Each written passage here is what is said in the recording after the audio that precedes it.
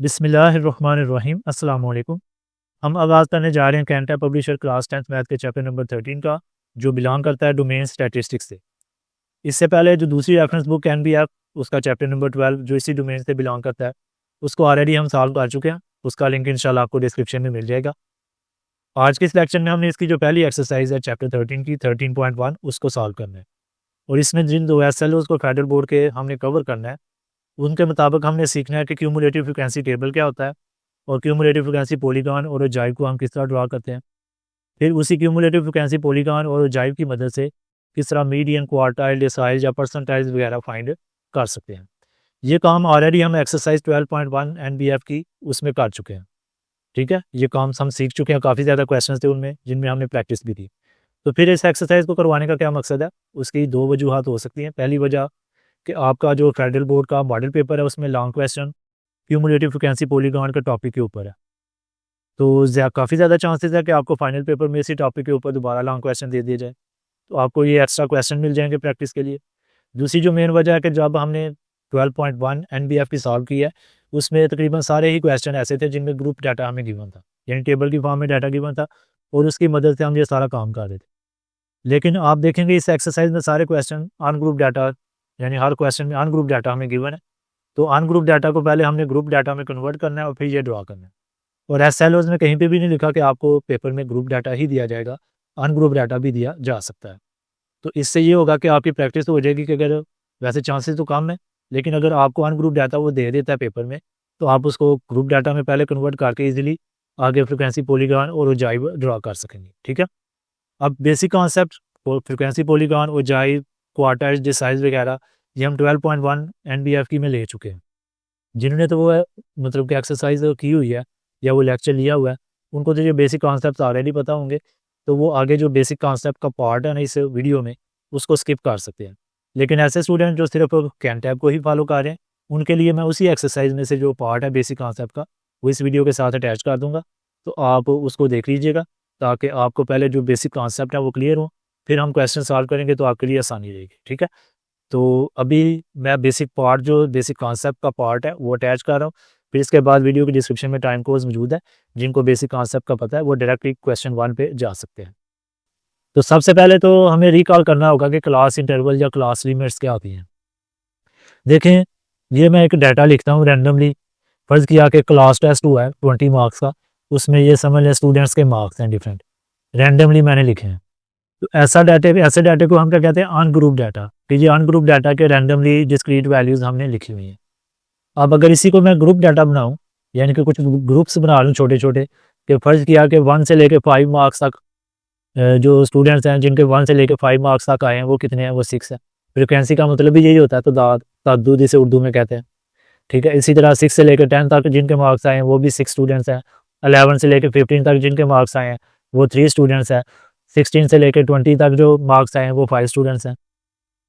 तो ये जो मैंने ग्रुप्स बनाया है जिसे हम क्लास इंटरवल भी कहते हैं, ठीक है, तो इसको ये जो टेबल की फॉर्म में हमने लिखा है इसे हम कहते हैं ग्रुप डाटा। ये ग्रुप डाटा, ये ऊपर अनग्रुप्ड है, ये ग्रुप डाटा। अब ये जो ग्रुप डाटा में हमने ग्रुप्स बनाया है या क्लास इंटरवल बनाया है, इनकी कुछ लिमिट्स हैं, यानी एक इसकी सबसे छोटी वैल्यू है और एक बड़ी वैल्यू है। ये जो छोटी वैल्यू है इसे हम कहते हैं लोअर लिमिट, कि ये लोअर लिमिट होगी, और ये जो हमारे पास बड़ी वैल्यू है इसे हम कहते हैं अपर लिमिट, कि ये हमारे पास अपर लिमिट होगी। ठीक है, इसी तरह आप देखें तो 6 से लेकर 10 तक, इसमें 6 जो है वो लोअर लिमिट है और 10 क्या है, अपर लिमिट है। अब इन लिमिट्स का मतलब ये है कि अगर किसी के 1 मार्क्स भी हैं या किसी के 5 मार्क्स भी हैं तो वो इस ग्रुप या इस इंटरवल में आएगा।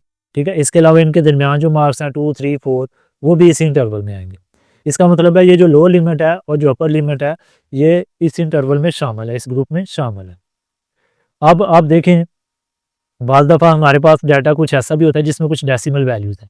फर्ज़ किया इसी में मैं कहता हूँ कि एक स्टूडेंट के मार्क्स आए हैं 5.5, यानी एक क्वेश्चन का उसका कुछ हिस्सा ठीक था तो उसको आधा नंबर मिला, तो उसके जो मार्क्स आए 5.5। अब ये जो 5.5 है, अगर हम फर्स्ट इंटरवल देखें तो 5.55 से बड़ा है, तो इसमें नहीं आ रहा, और अगर सेकंड इंटरवल देखें तो ये 5.5 6 से छोटा है, इसमें भी नहीं आ रहा। तो इस तरह की जो वैल्यूज़ हैं इनको एडजस्ट करने के लिए ये जो देखें आप 5 और 6 के दरमियान गैप आ रहा है, यानी पिछला जो इंटरवल है उसकी समझ लें लोअर लिमिट और जो नेक्स्ट इंटरवल है उसकी अपर लिमिट में एक गैप आ रहा है। तो इस तरह की वैल्यूज़ को, डेसिमल वैल्यूज़ को हम कवर करने के लिए फिर एक कॉन्सेप्ट यूज़ करते हैं क्लास बाउंड्रीज़ का, कि क्लास बाउंड्रीज़ क्या होती हैं। क्लास बाउंड्रीज़ में हमने क्या करना होता है कि ये जो गैप है इसको कवर करना होता है, ठीक है। उसका तरीकाकार ये होगा कि ये जो गैप है, यानी कि जितना इनमें गैप है, जैसे 6 में 5 माइनस करें तो कितना गैप आ रहा है 1 का, इसका हमने करना हाफ, यानी कि 1 को 2 से डिवाइड किया, कितना आ गया 0.5, जितना भी गैप आ रहा हो। अब ये जो 0.5 आ रहा है इसको ये जो लो लिमिट्स हैं इनमें ऐड करना है, और ये जो अपर लिमिट्स हैं, सॉरी जो लो लिमिट्स है उसमें माइनस करना है। ये जो लो लिमिट्स आपको नज़र आ रही है 1, 6, 11, 16, इनमें माइनस करना है, और ये जो अपर लिमिट्स हैं इनमें ऐड करना होता है। मसलन 1 में 0.5 में माइनस करूँगा तो 0.5 आ जाएगा, ठीक है। इसी तरह इसकी लो लिमिट में मैं माइनस करूँगा 0.5 तो 5.5 आ जाएगा। इसी तरह इसकी लो लिमिट 11 में मैं 0.5 माइनस करूँगा तो 10.5। इसी तरह नेक्स्ट में आ जाएगा 15.5। तो जो अपर लिमिट है उनमें ऐड करना है, जैसे 5 में 0.5 मैं ऐड करूँगा तो 5.5। इसी तरह ये आ गया 10.5, फिर नेक्स्ट आ जाएगा 15.5, और फिर नेक्स्ट आ जाएगा 20.5। तो ये हमारे पास आ गई क्लास बाउंड्रीज। अब आप देखें इनमें गैप नहीं रहा, इसका मतलब है 5.5 को अब हम किसी इंटरवल में लिख सकते हैं। लेकिन यहाँ फिर आपके माइंड में कन्फ्यूजन आएगी कि ये जो 5.5 है ये पहले इंटरवल में भी आ रहा है, दूसरे में भी आ रहा है, तो इसको कहाँ पे लिखें आप 5.5 को, पहले में शामिल करना है कि दूसरे में? तो आपने याद रखना है कि जब मैंने लिमिट की बात की थी तो मैंने कहा था ये दोनों शामिल होती हैं, लिमिट्स दोनों इंटरवल में शामिल होती हैं। यानी अगर किसी के 1 मार्क हैं वो भी इसी में आएंगे, अगर 5 हैं वो भी इसी में आएंगे। लेकिन जब हम बाउंड्रीज की बात करते हैं तो अपर बाउंड्री शामिल नहीं होती, ठीक है। लोअर बाउंड्री शामिल होती हैं, अपर बाउंड्रीज जो हैं वो शामिल नहीं होती। मसलन अगर किसी स्टूडेंट के 5.5 मार्क्स हैं तो वो पहले इंटरवल में नहीं आएगा, वो दूसरे में आएगा, ठीक है, जिसमें 5.5 लोअर लिमिट है, बाउंड्री है बल्कि हम कहें। तो ये छोटे छोटे कॉन्सेप्ट्स आपको पता होने चाहिए, यानी ये हमने रिकॉल करना ज़रूरी था क्योंकि इनका आगे इस्तेमाल होगा। फिर एक क्लास साइज़ का भी आपको पता होना चाहिए, क्लास साइज़ हम कैसे फाइंड करते हैं। तो इसके लिए याद रखें, अगर तो आपको पता है कि ये लिमिट्स है यानी कोई गैप आ रहा है, तो फिर कंसेक्यूटिव 2 लो लिमिट्स को आप माइनस करेंगे तो आपको साइज़ मिल जाएगा। मसलन 6 में से हम 1 माइनस करते हैं तो 5, यानी कि जो इंटरवल साइज़ है वो 5 का है, ठीक है। बाद स्टूडेंट्स क्या करते हैं, इनको आपस में माइनस कर देते हैं, मसलन 5 में 1 माइनस किया तो 4, तो ये फिर गलत आता है अगर लिमिट्स हों। अगर बाउंड्रीज हों तो फिर आप आपस में माइनस कर सकते हैं, यानी कि अगर मैच कर रही हूँ कोई गैप ना आ रहा हो तो फिर आप 5.5 में देखें 0.5 माइनस करेंगे फिर 5 ही आएगा। लेकिन अगर लिमिट्स हो तो फिर आपने कंसेक्यूटिव लो लिमिट्स को आपस में माइनस करना होता है। आई होप कि ये बात आपको क्लियर हो चुकी होगी। स्टूडेंट्स क्लास 9th में हमने मीडियन फाइंड करना सीखा था। जैसे फर्ज किया मैं एक रैंडम सा डाटा लेता हूँ, ऑन ग्रुप डाटा, कि ये मैंने वैल्यूज़ लिखी हैं 5, 6, 7, 8, 9, 10। अब ये 10 टोटल नंबर ऑफ वैल्यूज़ हैं, इनको मैंने एक ऑर्डर में लिखा, असेंडिंग ऑर्डर में। अब हमें अगर बोला जाए जी कि इसका मीडियन फाइंड करें तो हम क्या करेंगे, हमारे पास ये क्या है, इवन नंबर ऑफ वैल्यूज़ यानी 10 वैल्यूज़ हैं, तो आधी हम इस तरफ से छोड़ते हैं और आधी इस तरफ से। जब इवन नंबर ऑफ वैल्यूज़ हों तो दरमियान में 2 वैल्यूज़ रह जाती हैं, फिर उन दोनों को जमा करेंगे और 2 से डिवाइड करेंगे यानी उसका हाफ करेंगे तो हमें मीडियन मिल जाएगा। जैसे ये 5.5 आ गया, ठीक है। अगर 8 होती तो दरमियान में एक ही वैल्यू बचनी थी, वही हमारा मीडियन होना था। अब मीडियन असल में करता क्या है कि ये जो डाटा हमारे पास मौजूद है उसको 2 इक्वल पार्ट्स में डिवाइड करता है, यानी कि 50% जो वैल्यूज़ हैं वो इस मीडियन से लेस हैं और 50% जो डाटा हमारे पास है, ये जो वैल्यूज़ हैं वो इससे अबव है। जैसे देखें ये 5.5 है तो पहली 5 वैल्यू से कम है और अगली 5 वैल्यू से बड़ी है, ठीक है। तो ये हम इस तरह मीडियन का जो है वो कॉन्सेप्ट यूज़ करते थे कि ये डाटा को 2 इक्वल पार्ट्स में डिवाइड करता है, ये बिल्कुल मीडियन में वैल्यू आती है। इसी तरह जब हम क्वार्टाइल की बात करते हैं, क्वार्टाइल का मतलब होता है 4। क्वार्टाइल क्या करता है कि डाटा को 4 इक्वल पार्ट्स में डिवाइड करते हैं और ये 3 क्वार्टाइल्स होते हैं। क्यू से मुराद है क्वार्टाइल, एक को Q1 कहते हैं, एक को Q2 कहते हैं, एक को Q3। तो 3 क्वार्टाइल 4 हिस्सों में तकसीम करते हैं डाटा को। देखें जब आप फर्ज लिया आपके पास एक स्टिक है, आपने उसके 2 इक्वल पार्ट करने होंगे तो आप दरमियान में एक कट लगाते हैं, जैसे ये मीडियन है। और अगर आपको बोला जाए जी कि इसके 4 इक्वल पार्ट करें तो आप कितने कट लगाएंगे? यकीनन आप 3 कट लगाएंगे, एक मसलन यहाँ पे, एक यहाँ पे और एक यहाँ पे। तो ये क्या करता है, 3 कट लगाने से ये 4 बराबर हिस्सों में तकसीम हो गया, ठीक है। इसी तरह जब हमारे पास डाटा होगा तो एक उसकी मिनिमम वैल्यू होगी, पहले आपने उसको एक ऑर्डर में लिखना है, एक होगी मैक्सिमम वैल्यू, ठीक है। तो पहला जो क्वार्टाइल है जिसे Q1 कहते हैं, ठीक है, इसे हम लोअर क्वार्टाइल भी कहते हैं, लोअर क्वार्टाइल। और जो दूसरा क्वार्टाइल है उसे हम कहते हैं Q2, ठीक है। ये बेसिकली मीडियन ही होता है क्योंकि जो दरमियान वाला क्वार्टाइल होता है वो डाटा को 2 बराबर हिस्सों में तकसीम कर रहा होता है, जिसे आप मीडियन ही समझें। और जो तीसरा क्वार्टाइल है उसे हम Q3 कहते हैं, तो इसे हम अपर क्वार्टाइल भी कहते हैं। तो ये 3 क्वार्टाइल्स होते हैं हम जो डाटा को 4 बराबर हिस्सों में तकसीम करते हैं। अगर पेपर में आपको सिर्फ इतना बोल दे जी कि Q1 फाइंड करें, Q2 या Q3, तो आपने समझ जाना कि ये क्वार्टाइल्स की बात हो रही है। ठीक है, इसी तरह जब हम डिसाइल की बात करते हैं तो उसका मतलब होता है 10, कि 10 बराबर हिस्सों में तकसीम करना किसी भी डाटा को। ठीक है, अब जैसे ये देखिए, ये जो क्वार्टाइल्स है ना, इनका मतलब ये होता है कि फर्स्ट क्वार्टाइल का मतलब है कि 25% जो वैल्यूज़ हैं या जो डाटा इससे कम है, और बाकी कितना, बाकी जो 75% है वो इससे अबव है। ठीक है, 75% इससे अबव है। इसी तरह जो Q2 है वो तो आ जाएगा 50-50, वही मीडियन वाले कॉन्सेप्ट आ जाएगी। और जो Q3 है उसकी जब हम बात करते हैं तो उसका मतलब यह है कि Q3 से 75% अब कम है डाटा और 25% इससे अबव है डाटा। ठीक है, 25% इससे अबव है। इसी तरह जो डिसाइल है वो 10 बराबर हिस्सों में तकसीम करेगा। ठीक है, 10% का आ जाएगा हर जो पार्ट है, और इसको हम इस तरह डोनेट करते हैं। अगर आप कहते हैं जी कि फर्स्ट डिसाइल, तो D1, डी से हम डोनेट करेंगे। इसी तरह सेकंड डिसाइल D2, इसी तरह थर्ड डिसाइल D3, और इसी तरह ये चलते जाते हैं D9 तक। टोटल कितने डिसाइल होंगे? 9। ठीक है, तो पेपर में अगर आपसे डिसाइल ना भी बोले तो बोले D1, D2 या D3 फाइंड करें, तो आपने समझ जाना ये डिसाइल की बात हो रही है। इसी तरह जब हम करते हैं परसेंटाइज की बात, तो परसेंट का मतलब होता है 100, तो ये 100 इक्वल पार्ट्स में डिवाइड करेगा और 99 परसेंटाइल होंगे। इसको P से इस्तेमाल करते हैं, P1 first percentile, P2 second percentile, इसी तरह ये P99 तक जाते हैं कि 99 जो परसेंटाइल है वो क्या है। तो इस तरह अगर पेपर में आपको नाम की बजाय वो इस तरह की सिंबल्स भी यूज़ करें, अलामतें भी यूज़ करें, तो आपको ये पता होना चाहिए। अब हमें पता है कि जहाँ पे हमने जो ओजाइव ड्रा किया है या जो भी फ्रिक्वेंसी पॉलीगॉन ड्रा करनी है वो ग्रुप डाटा के लिए करनी है, अनग्रुप डाटा के लिए हमने नहीं करनी। और अगर अनग्रुप डाटा दिया भी हो तो हमने उसको ग्रुप बना के फिर आगे प्रोसीड करना होता है। तो इस लिहाज से जब ग्रुप डाटा की हम बात करते हैं तो हमारा जो मीडियन होता है, यानी जो मिडल वैल्यू होती है, वो n/2 पोजीशन पे होती है। कि आपको एक ग्रुप डाटा दिया गया हो तो बोला जाए आपका मीडियन कहाँ पे होगा, तो वो n/2 पोजीशन पे होगा। टूथ पोजीशन है, ये पोजीशन है उसकी, ये एक्चुअल में मीडियन नहीं है, यानी ये सिर्फ उसकी पोजीशन बताएगा मीडियन की। ठीक है, एन से मुराद है जो टोटल नंबर ऑफ वैल्यूज़ होती है, जिसे आप टोटल फ्रीक्वेंसी भी कह सकते हैं, सिग्मा एफ कह सकते हैं। क्योंकि ग्रुप डाटा फ्रीक्वेंसी की बात होगी तो टोटल फ्रीक्वेंसी को आपने 2 से जब डिवाइड किया तो उस पोजीशन पे जो वैल्यू होगी वो हमारा मीडियन होगा। और जब क्वार्टाइल की बात करते हैं तो इसका मतलब है 4 हिस्सों में तकसीम करना। तो क्वार्टाइल क्या करेगा, क्वार्टाइल की जो पोजीशन होगी हमारे पास, अगर हम फर्स्ट क्वार्टाइल की बात करें तो वो होगी n/4 पोजीशन। ठीक है, n/4 पोजीशन। मीडियन के लिए हमने 2 से डिवाइड किया क्योंकि हमने हाफ करना होता है डाटा, मीडियन हाफ करता है, और जो क्वार्टाइल है 4 बराबर हिस्सों में तकसीम करता है, तो हमने 4 से डिवाइड किया। और अगर सेकंड क्वार्टाइल की वो बात करता है तो सेकंड क्वार्टाइल का मतलब होगा कि n को आपने 2 से मल्टीप्लाई करना है। यहाँ भी चाहे तो आप n को 1 से मल्टीप्लाई कर दें, 1 का मतलब फर्स्ट क्वार्टाइल, तो सेकंड का मतलब 2n/4 पोजीशन। देखें जब आप इसको सिंप्लीफाई करेंगे तो 2 से कैंसिल, तो ये फिर वही n/2 पोजीशन यानी मीडियन ही आ जाता है। इसलिए बोला कि सेकंड क्वार्टाइल बेसिकली आपका मीडियन ही है। और जब थर्ड क्वार्टाइल की बात की जाएगी तो उसका मतलब होगा 3 को आपने n से मल्टीप्लाई करना है और 4 से ही डिवाइड करना है, क्योंकि क्वार्टाइल में 4 हिस्सों में तकसीम करना है। तो इस पोजीशन पे जो वैल्यू होगी वो हमारा जो होगा वो थर्ड क्वार्टाइल होगा।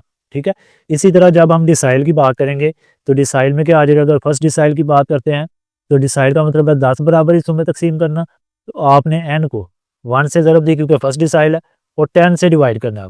क्वार्टाइल में 4 से डिवाइड करना है, डिसाइल में 10 से डिवाइड करना है। तो इस पोजीशन पे जो आपका वैल्यू होगी या जो डाटा होगा वो आपका क्या होगा, फर्स्ट डिसाइल होगा।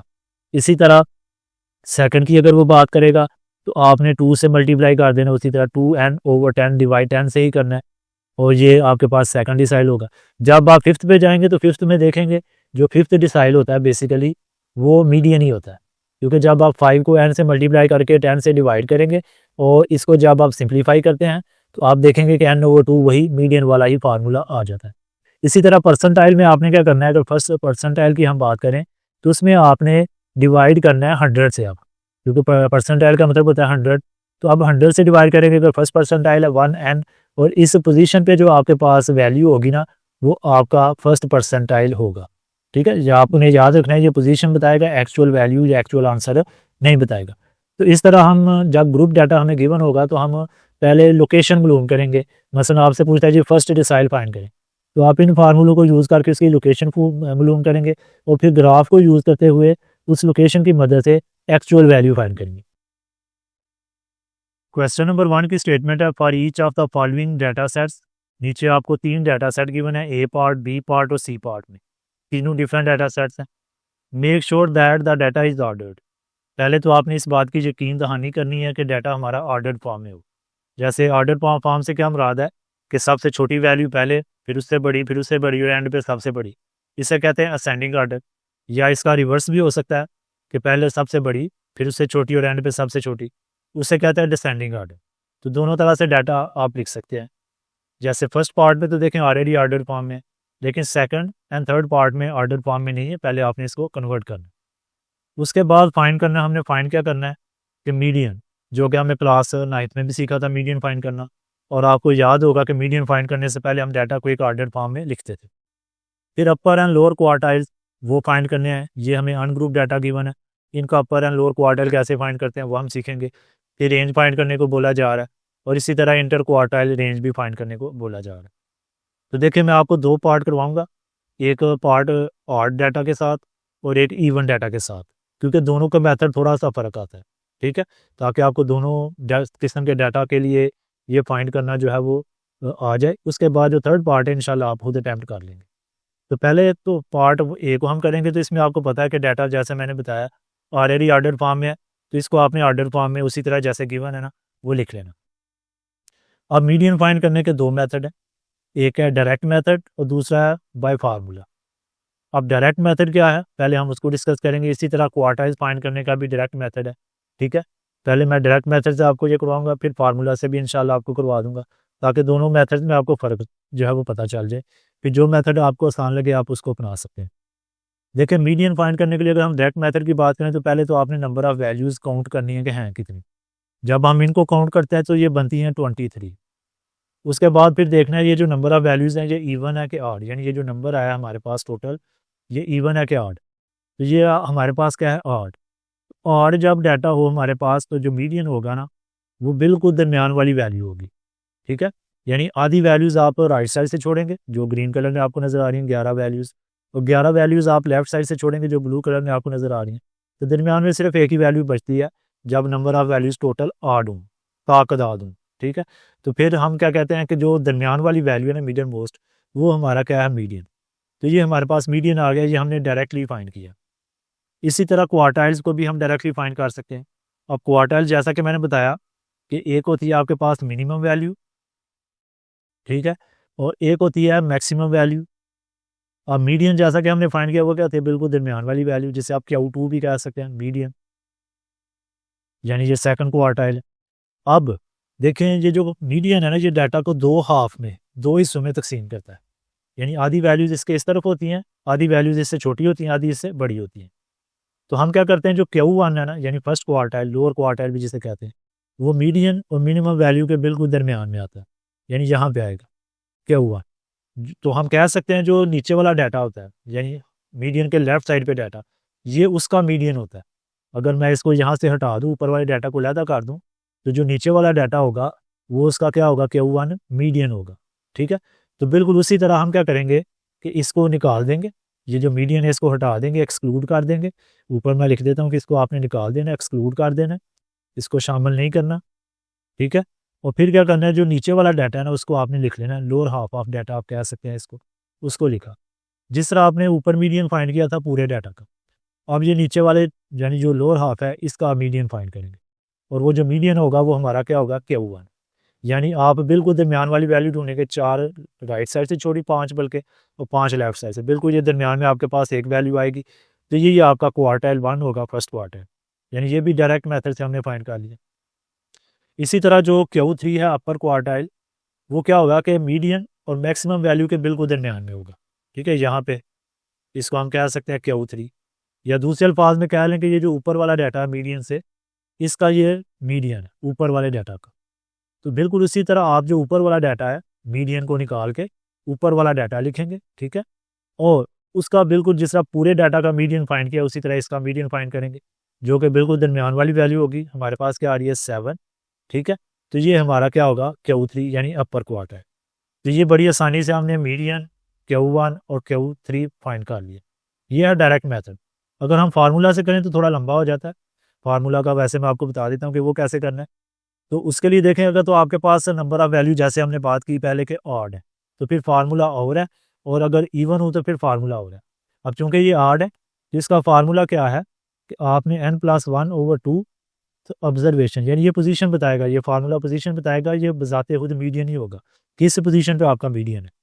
कि इस फार्मूला में n से मुराद टोटल जो वैल्यूज़ हैं तादाद उनकी वो लिखनी है, 23 + 1 और उसका क्या कर लेना फिर हाफ। तो ये देखें ये 24 को 2 से डिवाइड करेंगे तो कितना आएगा 12, यानी 12वीं ऑब्जर्वेशन जो है ना हमारी 12वीं पोजीशन पे वो हमारा मीडियन होगा। ये 12 मीडियन नहीं होगा बल्कि 12वीं पोजीशन पे जो भी वैल्यू होगी वो मीडियन होगी। तो लेफ्ट से आपने काउंट करते जाना, 12वीं पोजीशन पे जब आप पहुंचेंगे तो यहाँ पे 12वीं पोजीशन आती है। तो इस तरह हमारे पास ये मीडियन आ गया, तो ये काम थोड़ा लंबा हो गया। अगर हम इवन डाटा को लेके चलेंगे तो ये फार्मूला मज़ीद लंबा हो जाएगा, ज़्यादा मुश्किल काम हो जाएगा। तो बेहतर यही रहता है कि आप डायरेक्टली फाइंड कर लें। इसी तरह क्वार्टाइल्स का भी फार्मूला है। यहाँ पे देखें हम n+1 2 कर रहे थे डिवाइड, क्वार्टाइल का मतलब चौथा हिस्से में डिवाइड करना, तो सिर्फ क्या आ जाएगा नीचे 4 आ जाएगा। अगर हम फर्स्ट क्वार्टाइल की बात करें तो फर्स्ट क्वार्टाइल के लिए आपने नीचे फार्मूले में 4 लिखा, उसी तरह n की जगह 23 लिखेंगे और ये 24 को 4 से डिवाइड करेंगे, यानी छठी पोजीशन पे 6th ऑब्जर्वेशन जो है ना हमारी वो हमारा पहला क्वार्टाइल होगा। अब लेफ्ट से आप काउंट करेंगे 1 2 3 4 5 और 6, ये भी हमारे पास क्या आया 4, यानी ये पोजीशन आ गई हमारे पास। तो हम लिख देंगे कि Q1 हमारे पास 4 है। डायरेक्ट मेथड से भी यही आया था और फार्मूले से भी यही आया।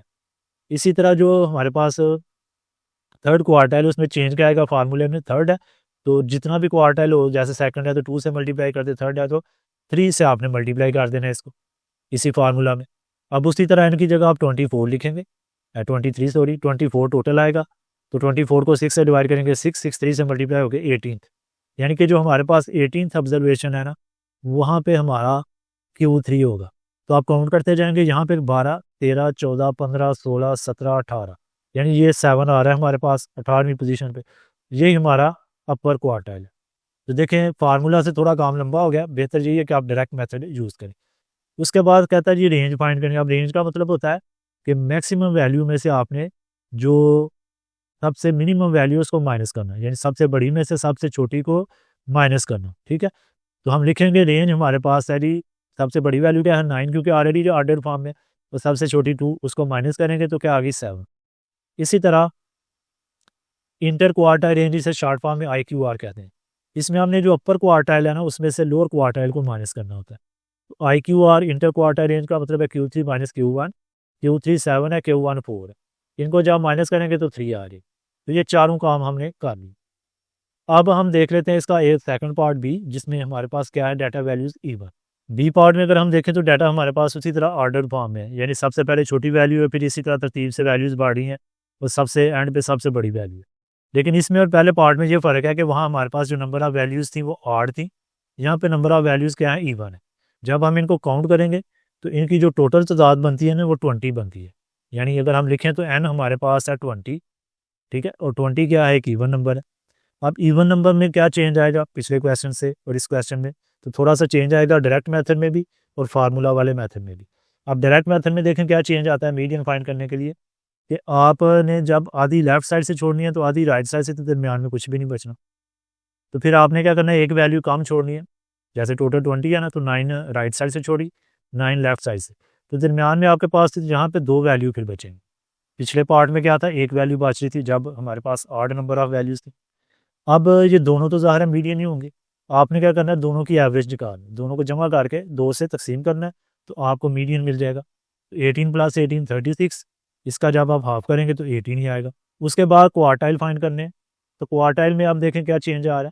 पिछला जो क्वेश्चन था उसमें हम क्या कर रहे थे, मीडियन एक ही वैल्यू आ रही थी बिल्कुल दरमियान में, उसको हम निकाल के बाकी जो डाटा रह गया था लेफ्ट साइड पे उसकी, उसको लोअर हाफ कह रहे थे, और जो राइट साइड पे रह गया था उसकी, उसको अपर हाफ कह रहे थे।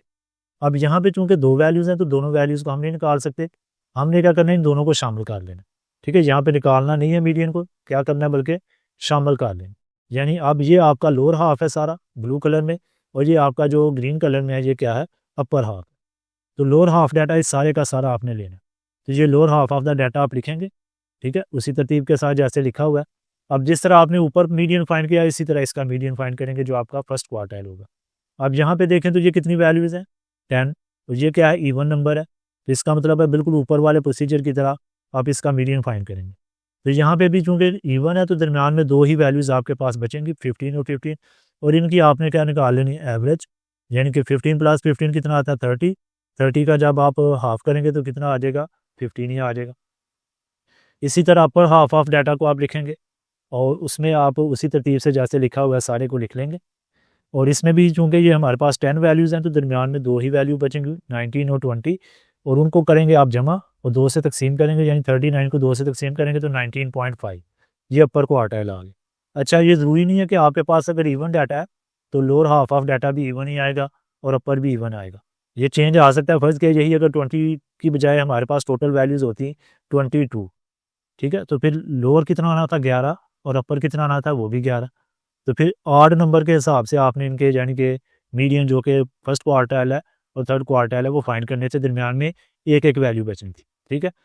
अब ये तो हमने डायरेक्ट मेथड से किया, तो फार्मूला से अगर आप करना चाहते हैं तो कर सकते हैं, लेकिन मैं सजेस्ट करूँगा अगर डायरेक्ट से ही कर लें ज़रा आसान रहता है, क्योंकि जैसे देखें अगर इवन नंबर ऑफ़ वैल्यूज़ हैं तो इसका मीडियन फाइंड करना फार्मूला से और मुश्किल हो जाता है, ऑड से भी थोड़ा मुश्किल हो जाता है। वो कैसे कि इसका फार्मूला को थोड़ा सा मज़ीद जो है ना वो टफ हो जाता है। ये फार्मूला आपको याद होगा, वैसे याद तो नहीं होगा क्योंकि काफ़ी पुरानी बात हो गई है, 9th क्लास में आपने पढ़ा था। तो इस फार्मूला के मुताबिक हम फिर उसका मीडियन फाइंड करते हैं, यानी n ओवर 2th पोजीशन और n plus 2 over 2th position. जैसे देखें अगर हम 1 ओवर 2 बाहर, n क्या है 20, 20 ओवर 2 कितना आता है 10th पोजीशन, यानी 10th पोजीशन, और उसके बाद फिर plus 20 plus 2 20 11th position, 11th position 10th position पे क्या है हमारे पास 18 है, अगर आप देखें तो ये 18 है और 11th पे भी 18 है, तो 18 प्लस 18 फिर वही बात आ जाती है। ये देखें फिर घूम फिर के हम वहीं पहुंच गए जहाँ से हमने डायरेक्ट स्टार्ट किया था, तो कोई इतना लंबा प्रोसीजर करने की हमें ज़रूरत नहीं है, ठीक है। इसके बाद जो दूसरा क्वार्टाइल्स का फार्मूला है ना वो बहरहाल वही रहेंगे, क्वार्टाइल के फार्मूले में चेंज नहीं आएगा, लेकिन थोड़ा सा हमें ख्याल रखना पड़ेगा, वो मैं आपको बताता हूँ कि जैसे क्वार्टाइल का फार्मूला ऑड में भी हमने यही पढ़ा था 4 से डिवाइड किया, तो इवन में भी यही है, सिर्फ चेंज क्या आना है वो आगे बताता हूँ। n की जगह फ़र्ज़ किया आपने 20 लिखा, आप 20 प्लस 1 को 4 से डिवाइड करेंगे तो आपके पास डेसिमल में आंसर आएगा, यानी 5.25 इस ऑब्जर्वेशन। अब पॉइंट में तो हमारे पास या तो 5वीं ऑब्जर्वेशन है या छठी, यानी 1 2 3 4 5, या 5वीं है या छठी। अब 5वीं लेंगे छठी तो आपने यहाँ फिर एवरेज ही निकालनी है, यानी 5वीं और छठी को एवरेज दोनों को जमा करके 2 से डिवाइड ही करना है, ठीक है। ये नहीं करना कि ये राउंड ऑफ करके आप कहें जी 5वीं ले लें क्योंकि 5.25 5 के ज़्यादा करीब है, नहीं, आपने एवरेज ही निकालनी है। 5वीं और छठी के दरमियान डेसिमल में कोई भी वैल्यू आ रही है तो आपने 5वीं और उससे ऊपर वाली जो छठी है इन दोनों की क्या करनी है एवरेज, दोनों को जमा करके उसी तरह 2 से डिवाइड करना, तो आंसर फिर वही आएगा। इसी तरह अपर क्वार्टाइल का भी वही फार्मूला है, ठीक है, जो हमने अनग्रुप डाटा में पढ़ा था। सिर्फ क्या चेंज आएगा कि वही जब आप इसको मतलब सिंप्लीफाई करेंगे तो डेसिमल में आंसर आ जाएगा।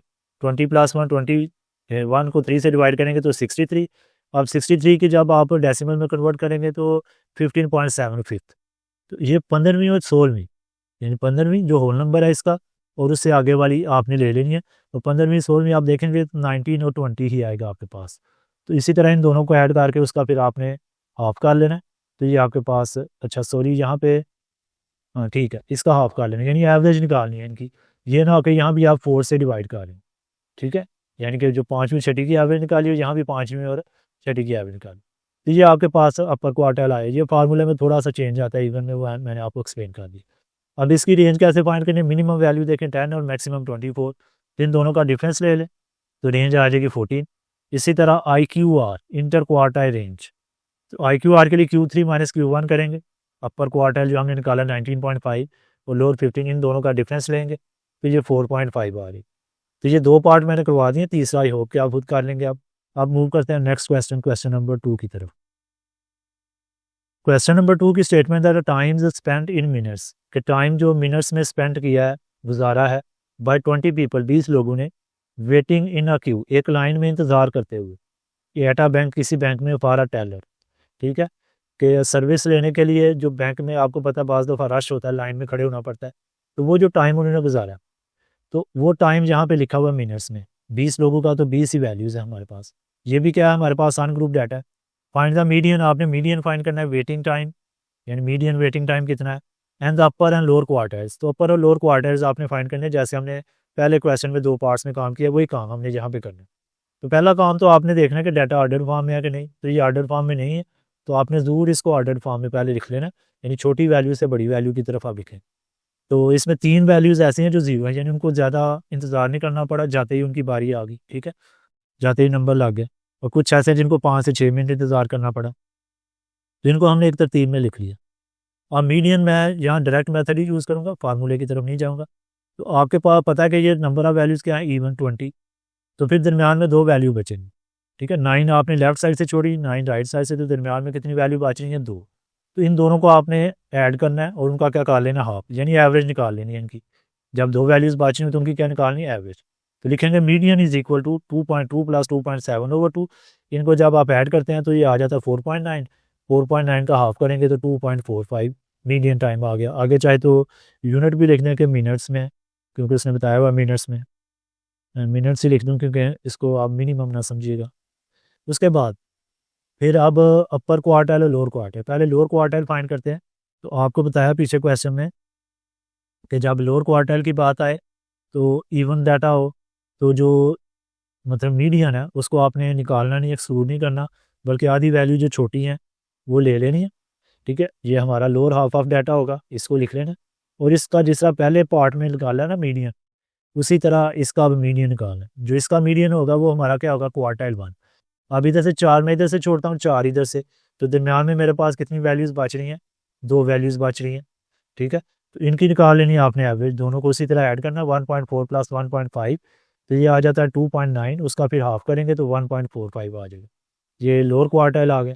अपर क्वार्टाइल के लिए अपर डाटा आपने लिखना है उसी तरह तरतीब के साथ, तो इसको आपने लिख लिया। अब जिस तरह आपने इसका और ऊपर वाले का मीडियन निकाला, इसी तरह इसका मीडियन निकालें। 4 इधर से छोड़ी, 4 इधर से, तो दरमियान में आपके पास 2 वैल्यूज़ बचेंगी, 3.8, दोनों सेम है। तो दोनों को जब आप जमा करके आप करेंगे तो वही आंसर आएगा जो कि है। तो देखें हमने लोअर क्वार्टाइल और अपर क्वार्टाइल दोनों चीज़ें फाइंड कर ली। अब पार्ट बी की तरफ चलते हैं। पार्ट बी में क्या कहता है, find the range and inter quartile range of the watch waiting times. क्या आपने रेंज भी फाइंड करनी है और इंटर क्वार्टाइल रेंज, जो कि हमने पहले पार्ट में की है। तो रेंज फाइंड करने के लिए आपको बताया कि जो मिनिमम वैल्यू है उसको मैक्सिमम वैल्यू में से माइनस करना है, यानी मैक्सिमम जो वेटिंग टाइप है वो हमारे पास 5.2 है, ये मैक्सिमम है, और जो मिनिमम है वो 0 है।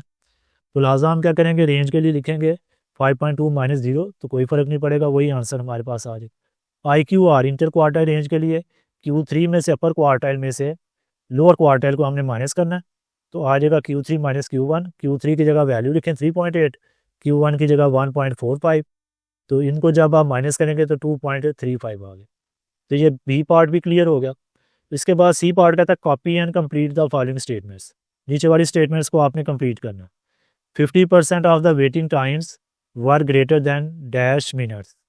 50%, देखें जो हमारे पास मीडियन होता है ना, एक होती है मिनिमम वैल्यू और एक होती है मैक्सिमम वैल्यू। जो मीडियन है वो बिल्कुल दरमियान में होता है, मीडियन का मतलब ही ये होता है मिडिल मोस्ट वैल्यू। तो 50% डाटा इससे बड़ा होता है, ठीक है, और 50% डाटा मिनिमम से छोटा होता है। अब क्वेश्चन क्या कह रहा है, कहता है जो 50% डाटा है या 50% जो वेटिंग टाइम्स है, जो बेसिकली डाटा ही है हमारे पास, वो ग्रेटर थे कितने मिनट से। तो उसका मतलब यही है पूछने का, जो मीडियन टाइम आपने लिखना है यहाँ पे कि कितने मिनट्स टाइम था जिससे 50% डाटा हमारा ग्रेटर था, तो वो बेसिकली मीडियन टाइम ही है। तो मीडियन टाइम हमने निकाला था 2.4 मिनट्स, तो यहाँ पे हम लिख सकते हैं कि जी 2.4 मिनट्स तकरीबन, यानी इतने मिनट्स थे जिससे 50% टाइम्स जो है वो ग्रेटर है। आप देखें यहाँ पे आएगा 2.45, 2.2 से बड़ा है, 2.7 से छोटा है। बाकी जो वैल्यूज़ हैं 10, तो वो इससे 50% बनती हैं, 10 वैल्यूज़ 2.5 से बड़ी हैं। उसके बाद कहता है 75% of the waiting times were less than or equal to dash minutes, के अब यहाँ पे 75% की बात कर रहा है, तो उसके मुताबिक हम क्वार्टाइल्स को देखेंगे, क्योंकि देखें जब हमने बात की थी बेसिक कॉन्सेप्ट में भी कि जो फर्स्ट क्वार्टाइल होता है वो क्या करता है, मीडियन और मिनिमम वैल्यू के बिल्कुल दरमियान में होता है, यानी 25% इसके इस तरफ डाटा होता है और बाकी 75% इसके इस तरफ होता है, ठीक है। इसी तरह अगर हम थर्ड क्वार्टाइल की बात करें तो थर्ड क्वार्टाइल में जो होती है वैल्यू, इसको Q3 हम कहते हैं, वो मीडियन और मैक्सिमम के दरमियान होता है। 75% इससे छोटा डाटा होता है और 25% इससे बड़ा होता है। अब यहाँ पे वो बात कर रहा है कि 75% waiting time were less, than or equal, यानी जो इक्वल भी हो सकते हैं, ये छोटे भी हो सकते हैं। किससे? कितने मिनट से? तो दूसरे अल्फाज में आप कह लें कि वो अपर क्वार्टाइल के टाइम की बात कर रहे हैं कि अपर क्वार्टाइल से 75% जो टाइम है वो लेस होगा, ठीक है, या उसके इक्वल होगा। तो यहाँ पे अपर क्वार्टाइल हम फाइंड कर चुके हैं 3.8 मिनट्स। तो यहाँ पे हमारा जो आंसर आएगा ना, यहाँ पे हम लिखेंगे 3.8 मिनट्स, कि ये वो टाइम है जिससे 75% जो वैल्यूज़ हैं वो कम है, ठीक है। उसके बाद फिर आ जाता है जी मिनिमम वेटिंग टाइम कितना, तो मिनिमम यानी सबसे छोटा 0 मिनट्स है।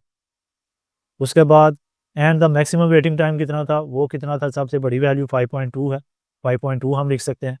फिर कहता था वेटिंग टाइम्स वर स्प्रेड ओवर डैश मिनट्स, कि वेटिंग टाइम कितने मिनट्स पे स्प्रेड हुए। तो ये बेसिकली रेंज ही है कि सबसे बड़ी वैल्यू में से सबसे छोटी वैल्यू हमने माइनस की तो 5.2 आया।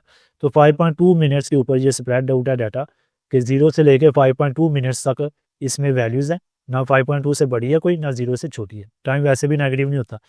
तो ये हमारा क्वेश्चन सॉल्व हो गया। अब हम मूव करते हैं क्वेश्चन नंबर 3 की तरफ। क्वेश्चन नंबर 3 की स्टेटमेंट है, group of 10th class students के 10वीं जमात के तलबा का एक ग्रुप है। Obtain the following marks in physics, physics में उनके कुछ मार्क्स आए हैं इस तरतीब से नीचे लिखे हुए हैं, रैंडमली लिखे हुए हैं, अनग्रुप डाटा है। टोटल मार्क्स जबकि थे टेस्ट के 100, यानी 100 में से किसी के 40 मार्क्स आए, किसी के 50, इसी तरह डिफरेंट मार्क्स उसने नीचे लिखे हुए हैं।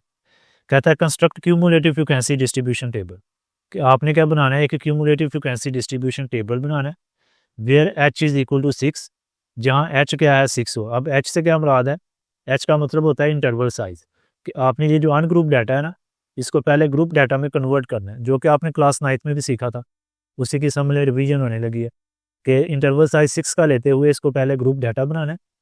उसके बाद फिर उसका क्यूमुलेटिव फ्रिक्वेंसी हम फाइंड करेंगे और उसका एक अलहदा कॉलम बनाएंगे, उसमें क्यूमुलेटिव फ्रिक्वेंसी लिखेंगे।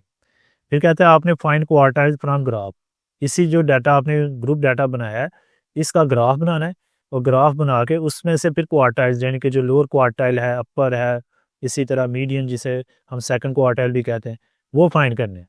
इसके अलावा इंटर क्वार्टाइल रेंज भी फाइंड करनी है। तो ये काम हमने करना है इसमें। तो देखें, सबसे पहले तो आपने टेबल बनाना है। टेबल में क्या करना है कि एक तो क्लास इंटरवल्स का कॉलम बनाएंगे, एक फ्रिक्वेंसी जिसमें नोट करनी है उसका, और एक हमने चूंकि क्यूमुलेटिव फ्रिक्वेंसी भी फाइंड करनी है तो तीसरा कॉलम उसका बनाएंगे। तो 3 कॉलम ये तो हम बनाएंगे पहले पार्ट के लिए। ये चौथा कॉलम भी मैंने ऐड कर दीजिए, अगले पार्ट के लिए हमारे काम आएगा। अभी हम पहले 3 कॉलम पे ही फोकस करेंगे।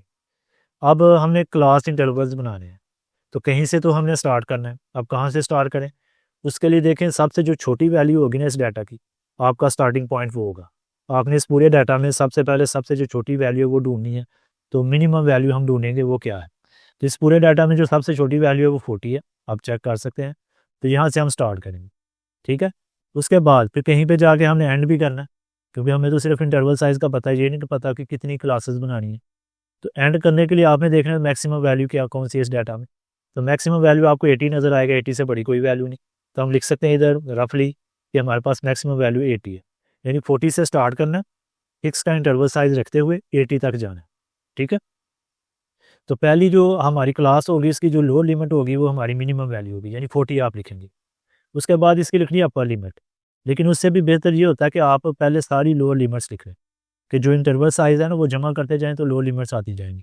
यानी कि आप यहाँ पे ये नहीं करना कि 40 में +6 करके यहाँ 46 लिखते हैं, क्योंकि हमारे पास जो क्लास लिमिट्स होती हैं उनमें ये जो एंड वाली वैल्यूज़ होती हैं ये इंक्लूडेड होती हैं। जब इनको आप इंक्लूड करेंगे तो टोटल 7 वैल्यूज़ बन जाती हैं, फिर वो इंटरवल साइज 7 होता है, एक कम लेनी होती है हमने, ठीक है।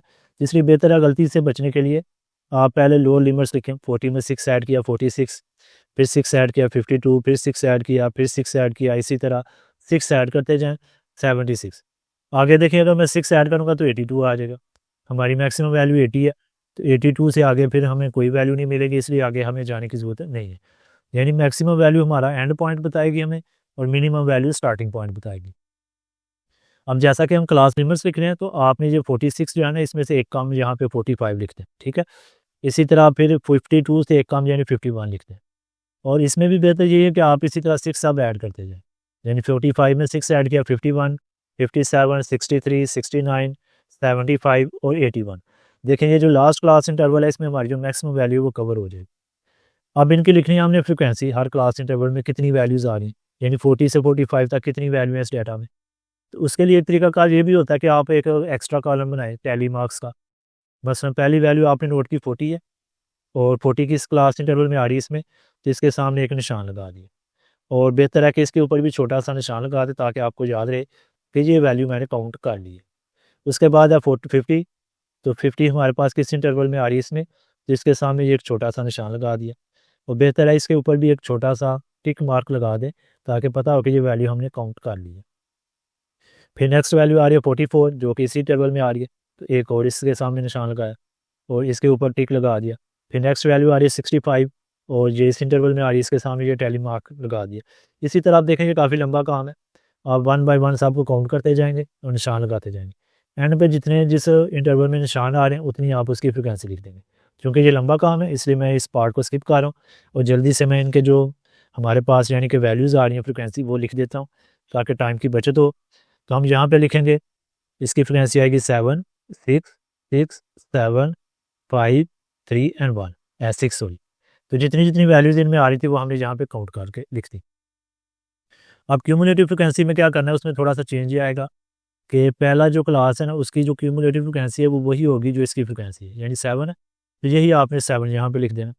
अब 7 में देखें 6 ऐड करना है आपने। इसकी क्यूमुलेटिव फ्रिक्वेंसी लिखने का मतलब यह है कि पिछली जो फ्रिक्वेंसी है उसमें इसकी फ्रिक्वेंसी को ऐड करना है जो आ जाएगी 30, ठीक है 13 लिख दिया। अब इसमें जो पिछली इसकी जो फ्रिक्वेंसी है वो ऐड करनी है तो 19, फिर इस क्यूमुलेटिव फ्रिक्वेंसी में इस फ्रिक्वेंसी को ऐड करना है 26, फिर 5 ऐड किया 31, फिर 3 ऐड किया 34, फिर 6 ऐड किया 40। इस तरह आपने ये क्यूमुलेटिव फ्रिक्वेंसी लिखनी है। अब इसमें अगर देखना हो कि हमने ये सही काउंटिंग किया, आप इस सारे का टोटल कर लें और ये टोटल मैच होना चाहिए, ठीक है। ये पहला काम हमने कर लिया कि जो उसने बोला था जी कि क्यूमुलेटिव फ्रिक्वेंसी पॉलीगॉन जो डिस्ट्रीब्यूशन टेबल आपने बनाना है विद इंटरवल साइज 6, वो हमने काम कर लिया। नेक्स्ट कहता है जी कि आपने क्वार्टाइल फाइंड करने ग्राफ से। अब कौन सा ग्राफ, हमारे सिलेबस में 2 ग्राफ है, एक फ्रिक्वेंसी क्यूमुलेटिव फ्रिक्वेंसी पॉलीगॉन है और एक ओजाइव है। तो ये दोनों ग्राफ हमने एनबीएफ की बुक में कवर किए हैं, इसके ऊपर क्वेश्चन मौजूद थे। तो यहाँ भी हम उन्हीं ग्राफ में से कोई एक ग्राफ प्लॉट करेंगे। यहाँ पे वैसे उसने वर्ड यही यूज़ करना चाहिए था, या तो क्यूमुलेटिव फ्रिक्वेंसी पॉलीगॉन लिख देता है या ओजाइव, लेकिन उसने ग्राफ लिखा है, लेकिन हम अपने एस एल उसके मुताबिक ही चलेंगे, तो उनमें से कोई एक ग्राफ प्लॉट करेंगे। तो मैं क्यूमुलेटिव फ्रिक्वेंसी पॉलीगॉन ग्राफ जो है ना वो प्लॉट करूँगा, क्योंकि ओजाइव में कर्व बनानी पड़ती है, तो उससे बेहतर है कि हम क्यूमुलेटिव फ्रिक्वेंसी पॉलीगॉन ड्रा करें, ठीक है, वो ज़रा थोड़ा सा आसान रहता है। अब इन दोनों में फ़र्क क्या है वो वैसे तो हमने एनबीएफ में सीखा, लेकिन अगर आपने वो लेक्चर नहीं लिया तो मैं दोबारा आपको एक्सप्लेन कर देता हूँ कि जो क्यूमुलेटिव फ्रिक्वेंसी पॉलीगॉन होता है ना, उसमें जो वाई एक्सिस है उसके लॉन्ग हमने लिखनी होती है क्यूमुलेटिव फ्रिक्वेंसी, यानी ये जो तीसरा कॉलम है, और जो एक्स एक्सिस है उसके लॉन्ग हमने अपर क्लास बाउंड्रीज लिखनी होती है। इसीलिए ये कॉलम मैंने बनाया था, किसके लॉन्ग हम लिखेंगे अपर क्लास बाउंड्री, किसके लॉन्ग एक्स एक्सिस के लॉन्ग। मैं लिख देता हूँ, मार्क कर देता हूँ अपर क्लास बाउंड्रीज। अब इसमें देखें कि हमने जो पॉइंट्स प्लॉट करने होते हैं उनको स्ट्रेट लाइन सेगमेंट से कनेक्ट करना होता है। जब हम बात करते हैं उजाइव में, उसमें ये फ़र्क आता है, काम यही है कि हमने इस तरह एक स्मूथ कर्व ड्रा करनी होती है, यानी कि कॉर्नर पॉइंट्स नहीं हमने बनाने होते। और इसमें एक और फ़र्क आता है कि जब हम पॉलीगॉन की बात करते हैं तो पॉलीगॉन बेसिकली होती है क्लोज्ड फिगर, जिस तरह ट्राइंगल है, रेक्टेंगल है। इसको क्लोज करने के लिए हमने पहले जो है वो 0 से स्टार्ट करना होता है, ठीक है, यहाँ से, और जो आखिरी पॉइंट होता है उसको वहाँ से परपेंडिकुलर एक ड्रॉप करना होता है नीचे की तरफ, इस तरह ये परपेंडिकुलर ड्रॉप करना होता है, ठीक है। तो ये हमने एक परपेंडिकुलर ड्रॉप करके इसको क्लोज कर देना होता है। अब 0 से कैसे स्टार्ट करना है उसका तरीका ये होता है कि पहली जो क्लास होती है उसकी लोअर बाउंड्री को आप प्लॉट कर लें, जो बेसिकली इससे पीछे वाली क्लास के ऊपर होगी। अब पीछे कोई क्लास नहीं तो उसकी फ्रिक्वेंसी क्या होगी 0, तो वो बिल्कुल एक्स एक्सिस के ऊपर आता है, उससे ये यहाँ से खुद बहुत क्लोज हो जाता है, यहाँ फिर हम खुद क्लोज करते हैं। अब इसकी जो लोअर क्लास बाउंड्री है वो क्या होगी, देखें इन दोनों में गैप कितना आ रहा है, पिछली क्लास की अपर लिमिट और नेक्स्ट क्लास की लोअर लिमिट में वो आ रहा है 1 का, तो 1 का आप करेंगे हाफ, जो आ जाएगा 0.5। 0.5 इसमें से माइनस करेंगे आप, जो कि आएगा 39.5, और जो अपर वाली है उसमें 0.5 ऐड करेंगे। तो इस तरह आप चाहे तो दोनों क्लास बाउंड्रीज लिख लें, लेकिन हमें सिर्फ पहले इंटरवल की चाहिए लोअर, बाकी की लोअर नहीं चाहिए, इसलिए मैं कोशिश करूँगा कि सबकी जो है वो अपर ही लिख लूँ। अब ऊपर जितनी भी हमें 0.5 आपने ऐड करते जाना है, ठीक है, 0.5 ऐड करते जाएंगे तो ये सब की अपर क्लास बाउंड्रीज हमारे पास आ गई, ठीक है। तो इस तरह आपने इसको लिख लेना। अब इसमें यह है कि हमने आगे नेक्स्ट काम क्या करना है, ये ग्राफ बनाना है, क्यूमुलेटिव फ्रिक्वेंसी पॉलीगॉन बनाना है। उसमें बेहतर ये होता है कि आप जब देखें इसमें से हमने इन्फॉर्मेशन निकालनी है, किसमें से, ग्राफ में से। तो जितना हमारा ग्राफ सही बनेगा उतने हमारे ये जो आंसर्स हैं क्वार्टाइल्स के वो सही आएंगे। अगर आप ग्राफ गलत बनाएंगे तो ये जो आंसर हैं ये भी फिर ठीक नहीं आएंगे, क्योंकि हमने ग्राफ से ही इन्फॉर्मेशन लेनी है। तो ग्राफ बनाने के लिए बेहतर ये होता है फिर ग्राफ पेपर का इस्तेमाल करें, उस पर ग्राफ ज़्यादा एक्यूरेट बनता है। अगर आप फ़र्ज़ किया एग्जामिनेशन हॉल में बैठे हैं तो वहाँ आपकी जो ई शीट होगी उसके एंड पे 2 पेजेस होते हैं ग्राफ के, उसके ऊपर कुछ इस तरह से ग्रिड लाइंस लगी होती हैं। ठीक है, वहाँ से मैंने ये यानी उसको समझ लें कि स्क्रीनशॉट लिया, तो उसी को हम यूज़ करना सीखेंगे कि इस पे हम किस तरह इसको ड्रा कर सकते हैं, क्योंकि अल्टीमेटली हमने पेपर तो देना है एग्ज़ाम हॉल में, तो वहाँ पे उसके मुताबिक ही हम फिर चलते हैं। पहले तो आपने एक एक्स एक्सिस ड्रा कर लेना और एक वाई एक्सिस पर ड्रा कर लेना। अब एक्स एक्सिस के लॉन्ग मैंने लेनी है क्लास बाउंड्रीज, ठीक है, और पहली जो क्लास है ना उसकी लोअर बाउंड्री सबसे पहले मैं प्लॉट करूँगा ताकि मैं इसको क्लोज भी कर सकूँ। तो उसके लिए देखें आप थोड़े सा फासला छोड़ के पहली जो है वो निशान कहीं पे भी लगा लें, और इसके नीचे लिखने इसकी लोअर बाउंड्री अभी हमने पीछे बात की 39.5। अब आगे देखें इनमें गैप कितना आ रहा है 6 का, तो आप कोशिश करें 6 ग्रिड लाइन छोड़ के आगे 45.5 लिख दें। ठीक है, उसका ये फ़ायदा होगा कि एक ग्रिड लाइन एक यूनिट को रिप्रेजेंट करेगी। ठीक है, तो उसके अलावा ये मुनासिब फासला भी रहेगा। अगर आप बिल्कुल क्लोज करके लिखेंगे तो बहुत कम फासला हो जाएगा, तो काम करना मुश्किल हो जाएगा। तो अगला पॉइंट जो है वो यहाँ पे मार्क करें 45.5। इसी तरह 6 के डिस्टेंस पे ग्रिड लाइन छोड़ के आप ये जो है वो मार्किंग कर दें, जितनी भी अपर क्लास बाउंड्रीज हैं उनको लिख दें। अब यहाँ पे एक और बात याद रखें कि चूँकि हम देखें यहाँ पे 0 है और ये 39.5, इसके दरमियान काफ़ी वैल्यूज़ आ रही हैं, तो इन वैल्यूज़ को तो हम नहीं लिख रहे। इसका बेहतर हाल होता है कि ये एक ज़िग-ज़ैग सी अलामत बना देते हैं, इसको कहते हैं किंक। इसका मकसद ये होता है ये ज़ाहिर करता है कि यहाँ पे कुछ वैल्यूज़ कंप्रेस हो चुकी हैं। ठीक है, उसके बाद वाई एक्सिस पे हमने लेनी है क्लास फ्रिक्वेंसी। ठीक है, क्लास सॉरी क्यूमुलेटिव फ्रिक्वेंसी। तो क्यूमुलेटिव फ्रिक्वेंसी को देखें टोटल सबसे बड़ी वैल्यू कितनी है 40। अगर आप 10-10 का इंटरवल साइज़ रखेंगे तो थोड़ा ज़्यादा हो जाएगा, 5-5 का रख लेते हैं। तो 5 ग्रिड लाइन छोड़ के आप इनको मार्क करें इस तरह, ये 5 आ गए, इसी तरह 5-5 के फासले पे आप 40-45 तक चले जाएँ। पहला देखें आपने लोअर बाउंड्री लिया है पहले क्लास इंटरवल की, तो इसकी फ्रिक्वेंसी लेनी है 0। पहला पॉइंट आपने यहाँ पे प्लॉट किया। फिर नेक्स्ट है जी 45.5, उसकी फ्रिक्वेंसी है क्यूमुलेटिव। आपने क्यूमुलेटिव देखनी है, अब ये नहीं देखनी, ये देखनी 7।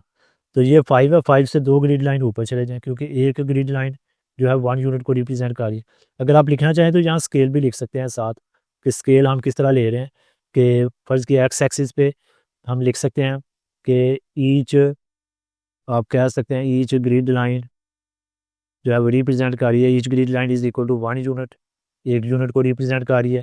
फिर वाई एक्सिस पे आप लिख रहे हैं कि हमारे पास ईच ग्रिड लाइन जो है वो भी 1 यूनिट को रिप्रेजेंट कर रही है। इस तरह इधर स्केल भी लिखी जा सकती है। ठीक है, उसके बाद 51.5 है, इसके साथ सॉरी इसके सामने हम पॉइंट लिख लेते हैं पहले। 5 से ऊपर 2 यूनिट गए तो ये 7 पे आ गया। फिर 51.5, इसकी कितनी क्यूमुलेटिव फ्रिक्वेंसी 13, 10 से 3 यूनिट्स आपने चले जाना है ऊपर। तो ग्रिड लाइन का ये फ़ायदा होगा कि आपके पॉइंट्स सही प्लॉट होंगे। इसी तरह बाकी पॉइंट्स भी आप प्लॉट करते जाएँ, ये सारे पॉइंट्स हमने प्लॉट कर दिए। नेक्स्ट देखें, जब आपने पॉइंट्स को प्लॉट कर दिया है तो उसके बाद इनको जॉइन करना है स्ट्रेट लाइन सेगमेंट से।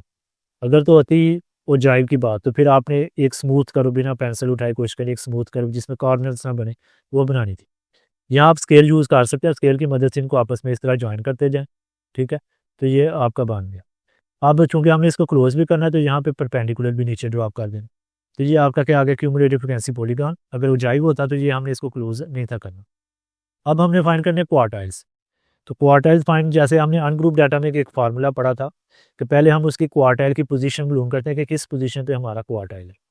इसी तरह इस ग्रुप डाटा में भी अब आपने पहले पोजीशन मालूम करनी, लेकिन फार्मूला में थोड़ा सा फ़र्क आएगा। मसलन आप Q1 फाइंड करने की तरफ जा रहे हैं, तो अनग्रुप डाटा में हम करते थे n+1 और 4th पोजीशन पे हमारा क्वार्टाइल होगा, फर्स्ट क्वार्टाइल। लेकिन यहाँ पे क्या आएगा चेंज, के यहाँ पे हम 1 ऐड नहीं करेंगे। n/4 ग्रुप डाटा में ये थोड़ा सा चेंज आता है, n/4, तो पोजीशन पे हमारा जो है वो फर्स्ट क्वार्टाइल होगा। जिस तरह हम मीडियन की बात करते थे ना कि अनग्रुप डाटा में अगर ऑड नंबर ऑफ वैल्यूज थी तो n+1 2th पोजीशन पे हम तलाश करते थे, ये मीडियन होगा। और जब हम फार्मूला पढ़ते थे क्लास 9th में ग्रुप डाटा का, तो उसमें हमने, आपने याद होगा कि n/2 लिखते थे, माइनस करते थे c। ठीक है, वहाँ n+1 नहीं थे लिखते। तो इसी तरह इसमें भी थोड़ा सा चेंज आता है। अब n क्या है, टोटल n से मुराद टोटल फ्रिक्वेंसी 40, तो इसकी n की जगह अगर मैं 40 लिखता हूँ तो मेरे पास इधर चले मैं लिखता हूँ 40, तो 40 को 4 से डिवाइड करेंगे तो यानी 10th पोजीशन पे हमारा क्या होगा, फर्स्ट क्वार्टाइल। अब 10th पोजीशन कहाँ तलाश करनी है आपने, वाई एक्सिस पे, क्यूमुलेटिव फ्रिक्वेंसी वाले एक्सिस पे। तो यहाँ देखें ये 10 है, तो 10 के सामने बिल्कुल हॉरिजॉन्टल लाइन लगानी है, कोशिश करें स्केल को यूज़ करें ताकि ज़्यादा एक्यूरेसी आए। इसके सामने हॉरिजॉन्टली प्लेस किया स्केल को, एक हॉरिजॉन्टल डॉटेड लाइन लगाई।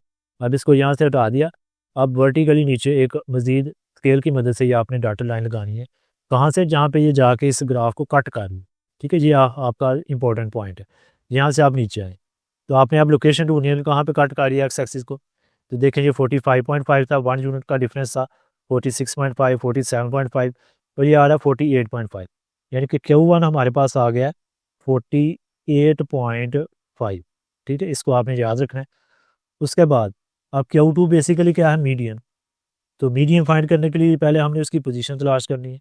तो पोजीशन के लिए देखें वही, या तो आप 2n/4 लिख लें, लेकिन जब आप इसको सिंप्लीफाई करेंगे तो n/2 ही आएगा।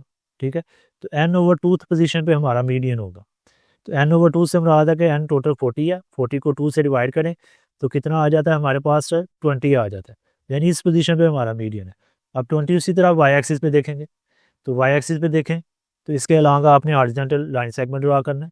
ठीक है, जहाँ पे जाके ये इसको कट कर रहा है वहाँ से आपने वर्टिकली नीचे आना है। तो वर्टिकली नीचे आएंगे तो ये आपके पास आ जाएगा 58.5, क्योंकि 1 यूनिट आ गया तो हमारे पास Q2 आ गया 58.5। अच्छा, ये आप अपने आंसर वेरीफाई भी कर सकते हैं आपकी बुक पे, और इन आंसर्स में भी थोड़ा बहुत फ़र्क आ रहा हो, लेकिन ये आंसर आप देखेंगे एक्यूरेट आएंगे जो मैं बता रहा हूँ। आप वेरीफाई कर सकते हैं, कैसे कर सकते हैं आप, फार्मूले से। फार्मूला देखें, मीडियन का आपने क्लास 9 में पढ़ा है, L+H/F n/2 - e। अब ये आपकी असाइनमेंट है कि L क्या है, ये वही फार्मूला प्रोसीजर, क्योंकि अगर मैं इस यहाँ पे एक्सप्लेन करने लगूँगा तो बड़ा लंबा काम है। ये हमारे SLO का हिस्सा नहीं है कि हमने फार्मूले से नहीं करना, हमने जो भी काम करना है ग्राफ की मदद से करना है। तो आप उस तरीकाकार के मुताबिक इसको वेरीफाई कर लीजिएगा। इसके बाद अब हमने थर्ड क्वार्टाइल फाइंड करना है। तो थर्ड क्वार्टाइल में अब थोड़ा सा चेंज आएगा फार्मूला कि आपने 3 को n से पहले मल्टीप्लाई करना है और 4 से डिवाइड करना है, क्योंकि थर्ड क्वार्टाइल।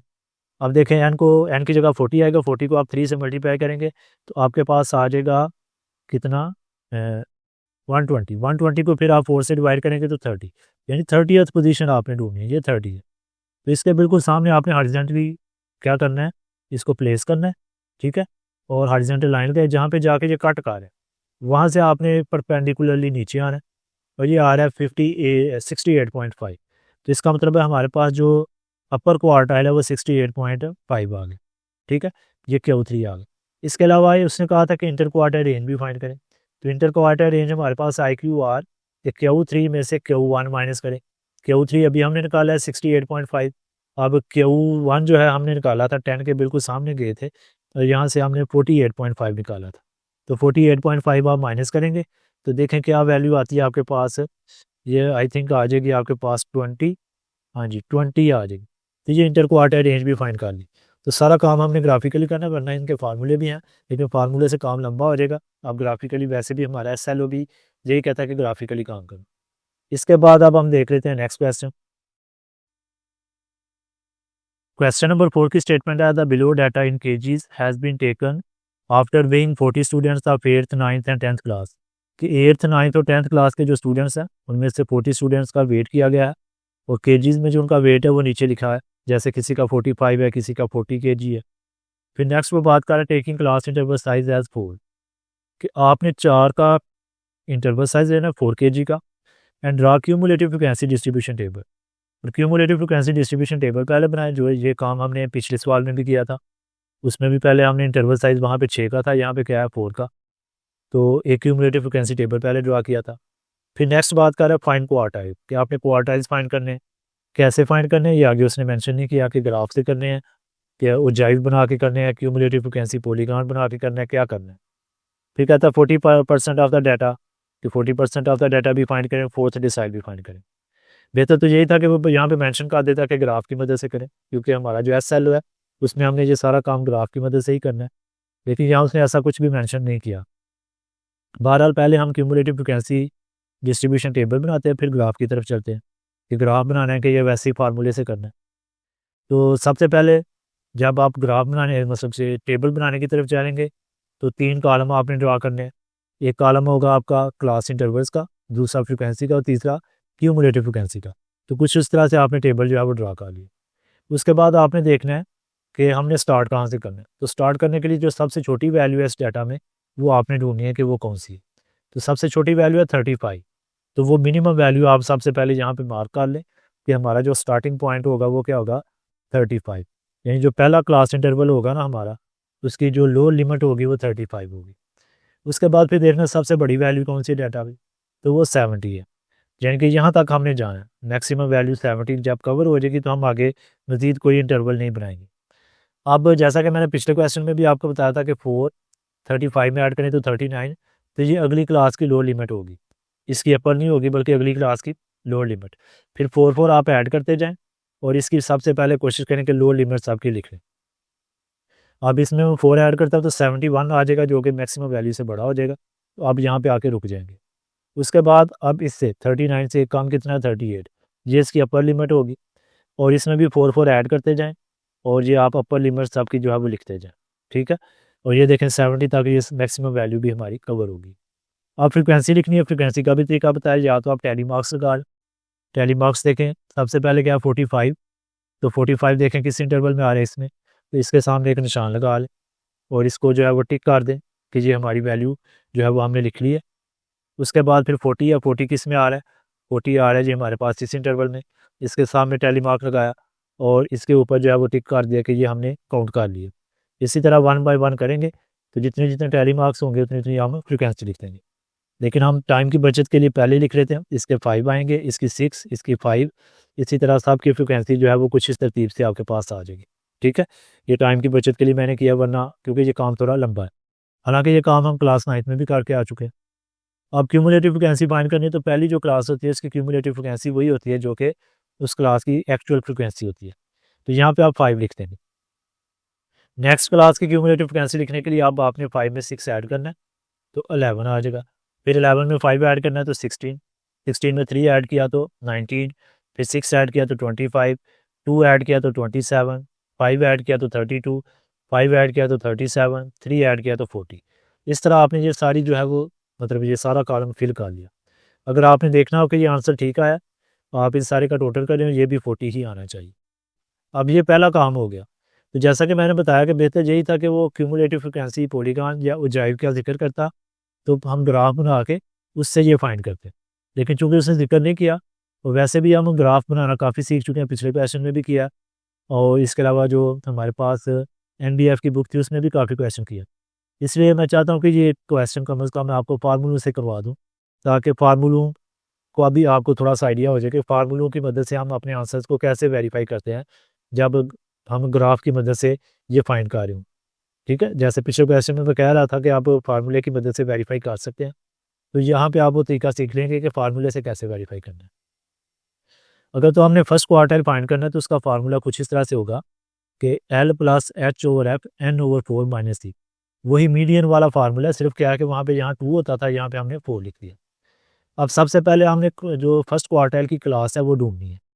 ठीक है, वो कैसे ढूंढनी है, वो हमने ढूंढनी है कि n को 4 से डिवाइड करके, कि n को 4 से डिवाइड करना है। इस पोजीशन पे हमारा फर्स्ट क्वार्टाइल होगा। n कितना है 40, पिछले क्वेश्चन में भी 40 था, तो 40 को 4 से डिवाइड करेंगे तो 10 आ जाएगा। तो अब आप देखेंगे क्यूमुलेटिव फ्रिक्वेंसी वाला कॉलम कि 10 हमारा किस मतलब के इंटरवल में आ रहा है। देखें इसमें पहले 5 है, ठीक है, और इसमें क्या है पहले 11, तो 10th वाली जो वैल्यू है वो इस इंटरवल में आ रही है। ठीक है, 5 10 से छोटा है और 10 से जो नेक्स्ट इमीडिएट बड़ी वैल्यू है वो 11 है, तो इस इंटरवल में आ रही है। ये हमारा क्या होगा कि फर्स्ट क्वार्टाइल इंटरवल, इसको आपने मार्क कर लिया। अब जो लोअर बाउंड्री है ना, एल से मुराद है लोअर बाउंड्री, इसी की लोअर बाउंड्री आपने लेनी है। उसका तरीकाकार फिर ये होता है कि आप एक एक्स्ट्रा कॉलम ऐड करें और उसमें पहले इनकी क्लास बाउंड्रीज निकालें। यानी इस तरह आप एक एक्स्ट्रा कॉलम ऐड करेंगे इस तरह और इनकी लोअर क्लास बाउंड्रीज निकाल लेंगे। मसलन कि इसकी 35 में 0.5 माइनस करेंगे तो 34.5 आएगा। ठीक है, और इसमें 0.5 ऐड करेंगे तो 38.5, इसी तरह सब की निकाल लें। ये फिर आ जाएगा 38.5 टू 42.5। ठीक है, इसी तरह निकालते जाएंगे। बहरहाल अभी हमें इसकी लोअर बाउंड्री चाहिए, तो वो कितनी आ गई 38.5। तो एल की जगह हम क्या लिखेंगे 38.5। उसके बाद एच से मुराद है इंटरवल साइज, वो तो खुद उसने बता दिया 4, तो एच की जगह 4 आएगा। एफ से मुराद है इसी क्लास की फ्रिक्वेंसी जो कि 6 है, तो वो यहाँ पे आप 6 लिख दीजिएगा। बाकी n/4 अभी हमने निकाला 10, डायरेक्टली 10 लिख देंगे। अब ये जो सी है ना, सी का मतलब होता है कि इस क्लास से ऊपर वाली क्लास की फ्रिक्वेंसी क्यूमुलेटिव, ठीक है। इससे ऊपर क्या है 5, तो ये आपने 5 यहाँ पे लिखना है। तो ये सारी वैल्यूज़ है, इसके मुताबिक आप लिख दीजिएगा। अब 10 में 5 माइनस करें तो 5, ठीक है। 5 को 4 से मल्टीप्लाई करें तो 20/6।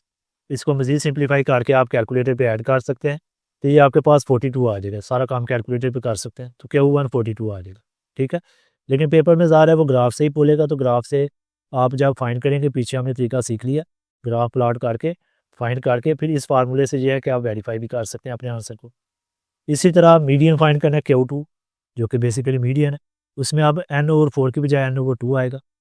अब मीडियन क्लास कौन सी होगी कि n को आप यानी n/2 पोजीशन पे होगी, तो n यानी 40 को आप 2 से डिवाइड करेंगे तो कहाँ पे होगी, ये आपके पास आएगी 20th पोजीशन पे। अब आप देखें 20 कहाँ पे है, 20 ये 19 20 से छोटा है, तो यहाँ पे 25 20 से बड़ा है, ये 19 छोटा है 25 बड़ा है, तो ये हमारी क्या होगी, अब ये मीडियन क्लास होगी, ठीक है। इसको अब मैं रेज कर देता हूँ। अब इसकी लोअर बाउंड्री क्या होगी 50.5, तो एल से मुराद होगा इसकी लोअर बाउंड्री 50.5 आप लिखेंगे, ठीक है। एल की जगह एच वही 4 है और एफ इसकी फ्रिक्वेंसी 6 आ रही है, और n/2 अभी निकाला है 20, और सी क्या है इससे ऊपर वाले की क्यूमुलेटिव फ्रिक्वेंसी ये 90।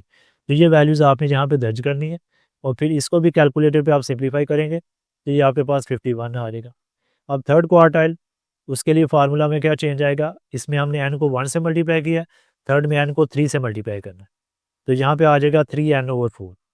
अब हमने निकालनी है पहले अपनी थर्ड क्वार्टाइल क्लास, तो उसको निकालने के लिए 3 मल्टीप्लाई बाय यानी n का मतलब 40, 40 को 4 से डिवाइड करें तो ये आ जाता है आपके पास 30। अब आपने ढूंढना है कि 30 हमारा कहाँ पे आ रहा है, ठीक है। तो 30 देखें यहाँ पे आएगा, क्योंकि 27 छोटा है 32 बड़ा है, तो 30 इस क्लास में आएगा। तो ये हमारी क्या हो जाएगी, अब थर्ड क्वार्टाइल क्लास हो जाएगी। ऊपर वाला मैं रेज कर देता हूँ। अब इसकी लोअर बाउंड्री क्या है, इसकी लोअर बाउंड्री आ जाएगी 0.5 माइनस करेंगे तो 58.5, तो यहाँ पे एल की जगह 58.5 आएगा। उसके बाद इसकी फ्रिक्वेंसी 5 है, इंटरवल साइज एच वही 4 का है, और 3n/4 हमने अभी निकाला 30, और सी इससे ऊपर वाले की क्यूमुलेटिव फ्रिक्वेंसी 27। ये सारी वैल्यूज़ आप यहाँ पे लिखेंगे, तो इसको जब आप सिंप्लीफाई करेंगे तो आपके पास ये 61 आ जाएगी, यानी ये थर्ड क्वार्टाइल भी हमने फाइंड कर लिया, ठीक है। तो तीनों क्वार्टाइल फाइंड कर लिए। चौथा वैसे फाइंड करने की जरूरत नहीं होती, 3 ही क्वार्टाइल होते हैं, लेकिन अगर आप चौथा फाइंड करना भी चाहते हैं तो वो देखें 70 ही आएगा। कैसे देखें, आप सिंपली क्या करेंगे, Q4 आप लिखेंगे L प्लस H/F और 4n/4 माइनस 6, क्योंकि अब चौथा है तो 4 से मल्टीप्लाई करेंगे, 4 से कैंसिल होगा तो n की जगह 40 आ जाएगा, ठीक है। और 40 कहाँ पे आ रहा है, 40 इस क्लास में आ रहा है, ठीक है। ये हमारी क्या होगी फोर्थ क्वार्टाइल क्लास। अब इसकी लोअर बाउंड्री क्या होगी 66.5, क्योंकि 0.5 हमने माइनस करना है। इंटरवल साइज हमारे पास वही है 4 का, और इसकी फ्रिक्वेंसी 3 या 3 से डिवाइड करेंगे।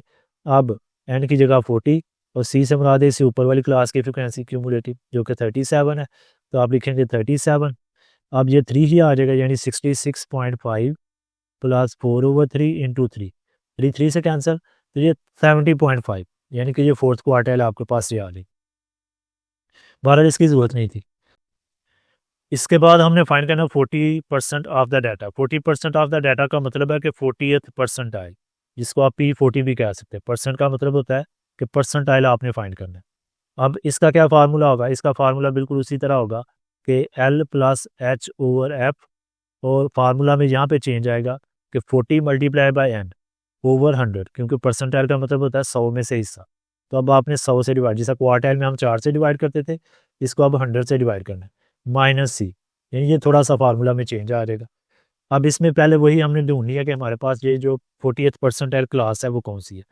तो 40 n की जगह क्या लिखेंगे, n की जगह ये टोटल 40, तो इसको हम चलें नीचे करके देखते हैं कि 40 मल्टीप्लाई बाय 40 डिवाइडेड बाय 100, तो ये जीरो दोनों कैंसिल हो गए, 4 टाइम्स 16, यानी 60th पोजीशन पे जो हमारे पास वैल्यू होगी ना, वो हमारा होगा 40th परसेंटाइल। तब देखें क्यूमुलेटिव कैसी तो वाले कॉलम में 16 कहाँ पे आ रहा है, यहाँ पे। तो ये हमारी बन जाएगी अब परसेंटाइल 40th परसेंटाइल क्लास, इसको मैं हाईलाइट कर देता हूँ। अब इसकी लोअर बाउंड्री क्या है, इसकी लोअर बाउंड्री होगी 42.5, तो मैं एल की जगह लिख देता हूँ 42.5। इंटरवल साइज़ वही है, फ्रिक्वेंसी इसकी कितनी है 5 लिख दी हमने यहाँ पे, तो यहाँ पे लिख देते हैं जी 5।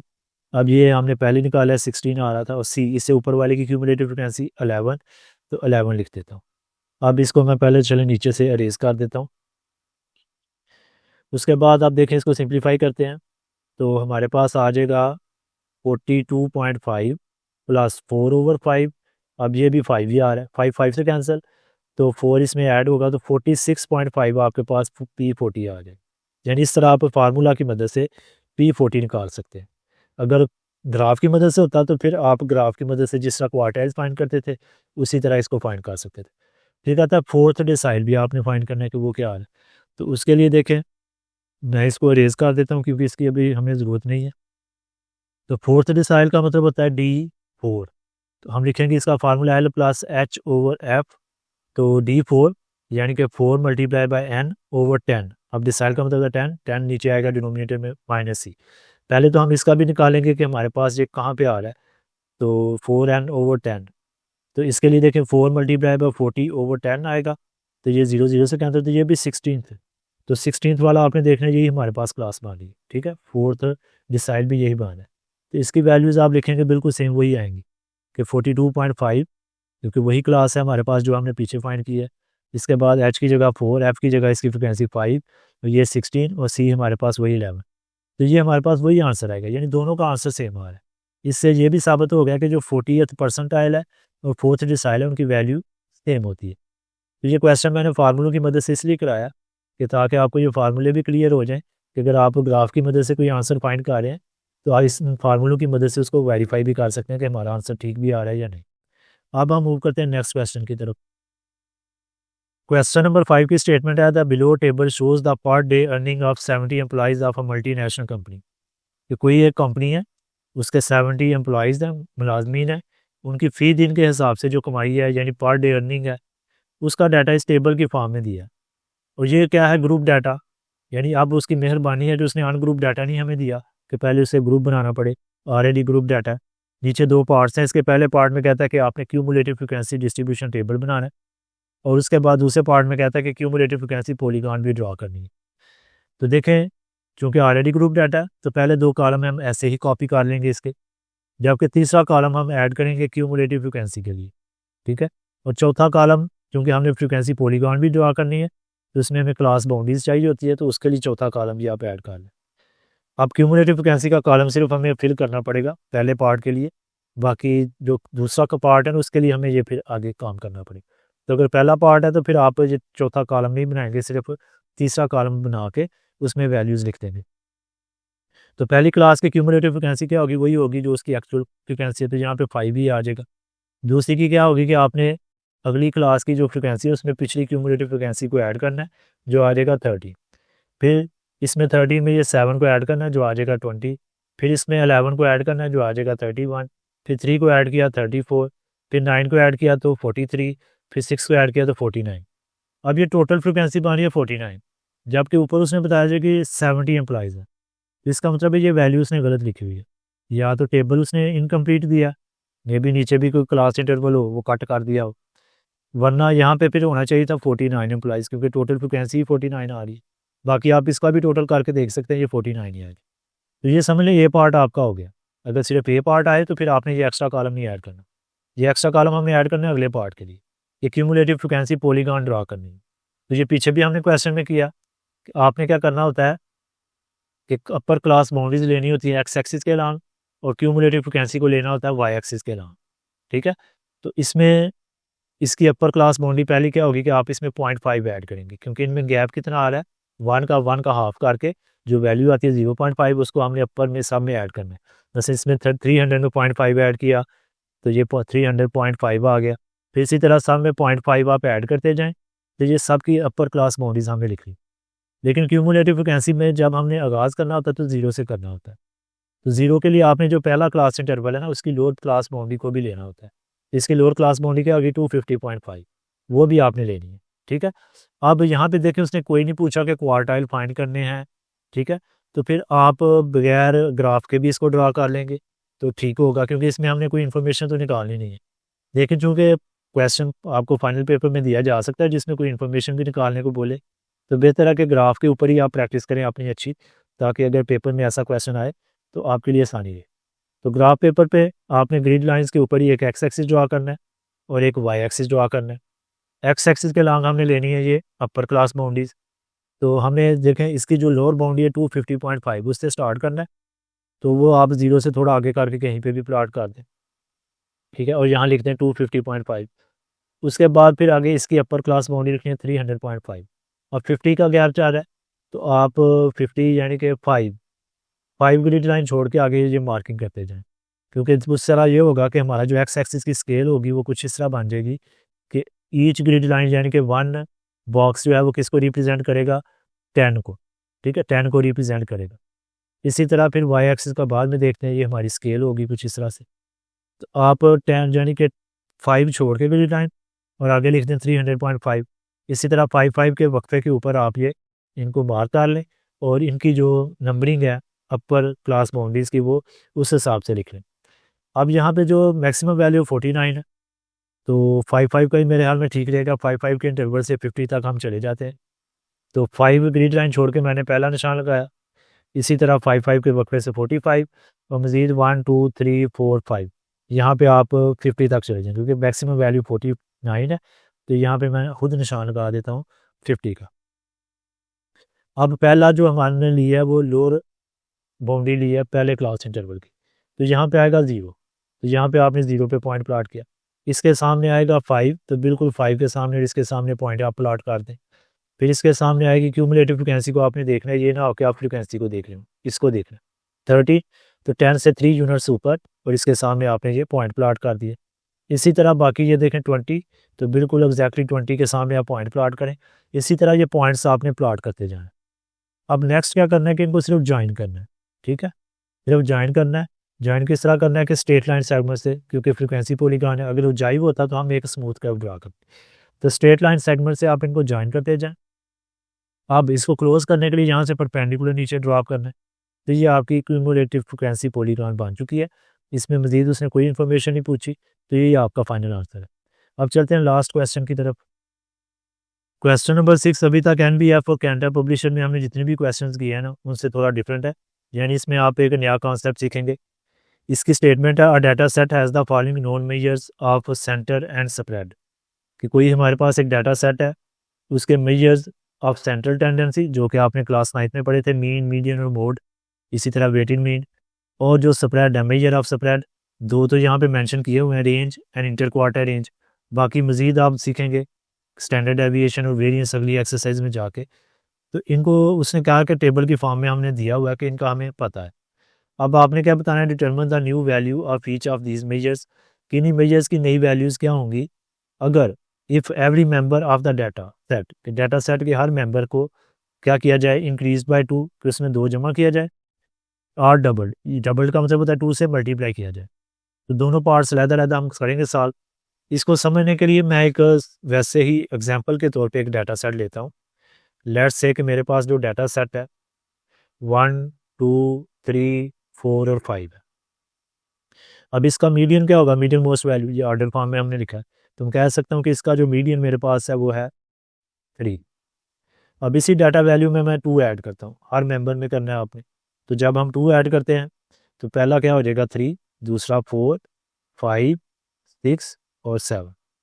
अब आप इसका मीडियन निकालें तो क्या आ रहा है 5, वही मीडियन मोस्ट वैल्यू होगी। तो हम लिख देंगे कि मीडियन, अब हमारे पास नया मीडियन आ गया 5, यानी मीडियन में चेंज आया। कितना चेंज आया कि जो वैल्यू हमने ऐड की है ना हर डाटा वैल्यू में, तो वही पुराने मीडियन में 2 ऐड करके हमें नया मीडियन मिल जाए। इसका मतलब ये हुआ कि जब हम किसी डाटा वैल्यू किसी भी डाटा में हर वैल्यू में कोई वैल्यू ऐड करते हैं तो उसका जो पुराना मीडियन होता है ना उसमें वही वैल्यू ऐड करने से नया मीडियन मिल जाता है, यानी जो नया डाटा आ रहा है उसका मीडियन वही होगा कि पुराने मीडियन में वही वैल्यू ऐड कर दें, ठीक है। तो हम लिहाजा यहाँ पे लिखेंगे आप पहले पार्ट के मुताबिक कि when 2 is added to all data value, तो फिर जो नया मीडियन, पुराना मीडियन क्या बताया उसने 9, तो नए मीडियन में हम 2 ऐड कर देंगे तो नया मीडियन क्या होगा फिर 11। इसी तरह मोड की अगर हम बात करें तो मैं थोड़ा सा इसमें अगर चेंज करूँ तो इसकी जगह मैं लिख दूँ लेट्स से 4। तो मोड का मतलब होता है मोस्ट रिपीटेड वैल्यू। इसमें मोड क्या आ रहा है 4, यानी पुराने डाटा में मोड क्या आ रहा है 4। अब इसमें हर एक में मैं 2 ऐड करता हूँ उसी तरह, तो देखें ये वैल्यू इसमें ये चेंज किया वैल्यू तो ये आ जाएगा 6। अब तो यहाँ मैं लिख देता हूँ 6। अब नया मोड देखें क्या आ रहा है, 6 रिपीट हो रहा है तो 6। अब पुराने और नए मोड में कितना फ़र्क आ रहा है, 2 का ही आ रहा है। इसका मतलब जो वैल्यू हमने ऐड की हर डाटा वैल्यू में, तो पुराने मोड में भी वही वैल्यू ऐड करने से नया मोड मिल जाएगा। यहाँ पे मैं लिख देता हूँ मोड, क्योंकि ये मीडियन ही लिखा हुआ है तो ये भी मोड। तो लिहाजा पुराना मोड उसने बताया 7, तो जब हम 2 ऐड करेंगे तो नया मोड भी हमारे पास क्या आएगा, 2 ऐड करके 9 आ जाएगा। इसके बाद अब मेजर ऑफ स्प्रेड की बात कर लेते हैं। उसके लिए देखें यही डाटा हम लेते हैं, लेट से ये एक डाटा ऊपर हमने लिखा हुआ है। तो रेंज का मतलब होता है मैक्सिमम वैल्यू में से हमने मिनिमम वैल्यू माइनस करनी होती है। रेंज का मतलब है कि मैक्सिमम वैल्यू में से मिनिमम वैल्यू माइनस करनी है। अब मैक्सिमम वैल्यू क्या है 5 और मिनिमम वैल्यू क्या है 1 पुराने डाटा में, तो कितना आ गया 4। इसी तरह नए डाटा में अब देखते हैं कि क्या आती है रेंज। तो मैक्सिमम वैल्यू है हमारे पास 7 और मिनिमम वैल्यू क्या है ये 3, तो ये कितना आ रहा है, ये भी 4 ही आ रहा है। तो रेंज में देखें कोई फ़र्क नहीं पड़ा, जब हमने 2 ऐड किया तो रेंज में कोई फ़र्क नहीं पड़ा, जो पुरानी रेंज थी वही नई रेंज आई है। जिसको हम फार्मूला की मदद से भी कर सकते हैं कि मैक्सिमम में उसमें फ़र्क क्यों नहीं पड़ा, क्योंकि देखें मैक्सिमम में भी वही वैल्यू ऐड की गई है और मिनिमम में भी वही वैल्यू ऐड की गई है। तो जब इनको माइनस करेंगे दोनों एक जितने इंक्रीज़ हुए थे तो डिफरेंस वही सेम ही आएगा। तो हम लिख सकते हैं कि न्यू रेंज क्या होगी, मैक्सिमम में भी 2 ऐड किया और मिनिमम में भी 2 ऐड किया, दरम्यान में माइनस है। अब माइनस जब अंदर जाएगा दोनों की अलामतें बदल देगा, दोनों माइनस के हो गए। इसको जब हम इससे कैंसिल करेंगे तो मैक्सिमम में मिनिमम, यानी कि ये वही फार्मूला आ गया पहले वाले, ठीक है। और यानी कि जो पुरानी रेंज थी वही हमारे पास आ गई वैल्यू ऐड करके भी। तो पुरानी रेंज कितनी है 13, तो यानी कि न्यू रेंज भी 13 आ गई। इसके बाद इंटर क्वार्टाइल रेंज की जब हम बात करते हैं तो उसमें हमने करना होता है IQR में Q3 माइनस Q1, ठीक है। यहाँ मैं लिखता हूँ IQR कि Q3 में से Q1 माइनस करना है। जब 2 ऐड करेंगे हर वैल्यू में थे मीन्स, तो Q3 में भी 2 ऐड होगा और Q1 में भी 2 ऐड होगा। फिर इनको माइनस करेंगे तो आप देखेंगे वही IQR आ जाएगा। यानी फार्मूला की मदद से हम करते हैं कि Q3 में भी 2 ऐड किया और Q1 में भी। अब माइनस को अंदर डिस्ट्रीब्यूट करें तो ये साइन दोनों चेंज हो जाएंगे। तो ये देखें Q जो 1 है सॉरी जो -2 है वो +2 से कैंसिल, तो कोई फ़र्क नहीं पड़ा, वही पुराना फार्मूला हमारे पास फिर आ गया। तो जो पुरानी IQR थी वही IQR हमारे पास आ गई। अब यहाँ से क्या नतीजा निकलता है, जब आप किसी डाटा सेट में हर वैल्यू में कोई नंबर ऐड करते हैं, जबकि माइनस भी कर सकते हैं, तो जो न्यू हमारे पास मीडियन मोड होगा वो वही होगा कि जब उस वैल्यू को हम पुराने मीडियन मोड में ऐड करेंगे। जबकि जो स्प्रेड है यानी कि रेंज और इंटर क्वार्टर रेंज उस पर कोई फ़र्क नहीं पड़ता। तो ये MCQ के लिए आप बात याद रख सकते हैं कि जो जब हम किसी डाटा सेट में कोई वैल्यू ऐड या सब्ट्रैक्ट करते हैं तो मेजर ऑफ सेंटर पे कोई फ़र्क नहीं पड़ता, जबकि जो मेजर ऑफ सेंटर में फ़र्क पड़ता है उसी वैल्यू से इंक्रीज़ या डिक्रीज़ होंगे, जबकि जो मेजर ऑफ स्प्रेड है उस पर कोई फ़र्क नहीं पड़ता। अब इसका बी पार्ट देखते हैं कि जब हम डबल का मतलब है 2 से मल्टीप्लाई करते हैं हर डाटा को। तो एग्जांपल के तौर पे वही डाटा मैं लेता हूँ 1 2 3 4 और 5। अब 2 से हर एक को पहले इसका चले मीडियन निकाल लेते हैं, मीडियन वही आया हमारे पास 3।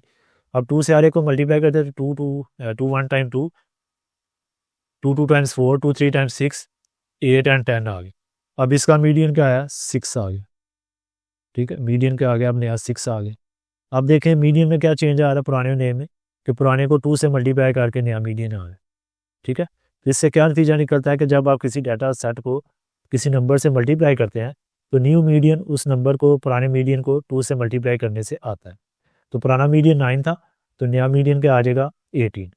इसी तरह मोड भी उसी तरह चेंज होगा। आप देखेंगे कि फ़र्ज़ किया मैं 3 की बजाय यहाँ अब 4 लिख देता हूँ, तो मोड हमारे पास आ जाएगा 4।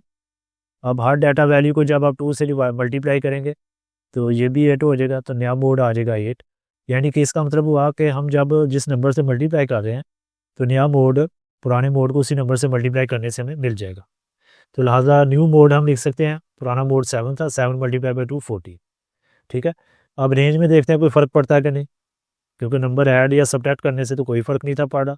अब मल्टीप्लाई करने से देखते हैं फ़र्क पड़ता है कि नहीं। तो इसकी पुरानी रेंज क्या है कि मैक्सिमम में से हम मिनिमम माइनस का आ रहे हैं, तो कितनी आ रही है 4। अब इसकी जो नए डाटा की रेंज है वो क्या आएगी कि जब 2 से मल्टीप्लाई कर दिया तो 10 में से हम मैक्सिमम में से मिनिमम माइनस करें तो 8, तो रेंज में देखें फ़र्क पड़ा है आप कि रेंज उसी नंबर से मल्टीप्लाई करके इंक्रीज़ होगी। ठीक है, तो आप लिखते हैं जी कि न्यू रेंज क्या होगी, मैक्सिमम को भी 2 से मल्टीप्लाई किया और मिनिमम को भी 2 से मल्टीप्लाई किया, तो 2 इन दोनों में कॉमन आ रहा है, हम कॉमन ले लेते हैं बाहर, तो बाहर कॉमन लिया तो अंदर क्या रह गया, मैक्सिमम माइनस मिनिमम, जो कि पुराना फार्मूला है रेंज का। इसका मतलब है पुरानी रेंज कितनी है 13, तो इसकी जगह हम 13 लिखेंगे, 13 को 2 से मल्टीप्लाई करेंगे तो 26, नई रेंज हमारे पास 26 आ गई।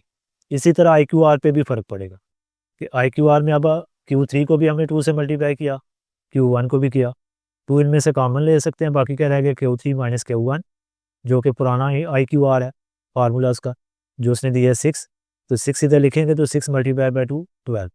इससे हमें ये सबक मिलता है कि जब किसी डाटा को हम नंबर को हर वैल्यू को किसी नंबर से मल्टीप्लाई करते हैं, तो जो सेंटर है ना वो उसी नंबर के से मल्टीप्लाई करने से चेंज होगा, रीजन मोड, और इसी तरह रेंज भी उसी नंबर से मल्टीप्लाई करने से चेंज होगी, यानी स्प्रेड पे भी फ़र्क पड़ा और मेजर ऑफ सेंटर पे भी फ़र्क पड़ा।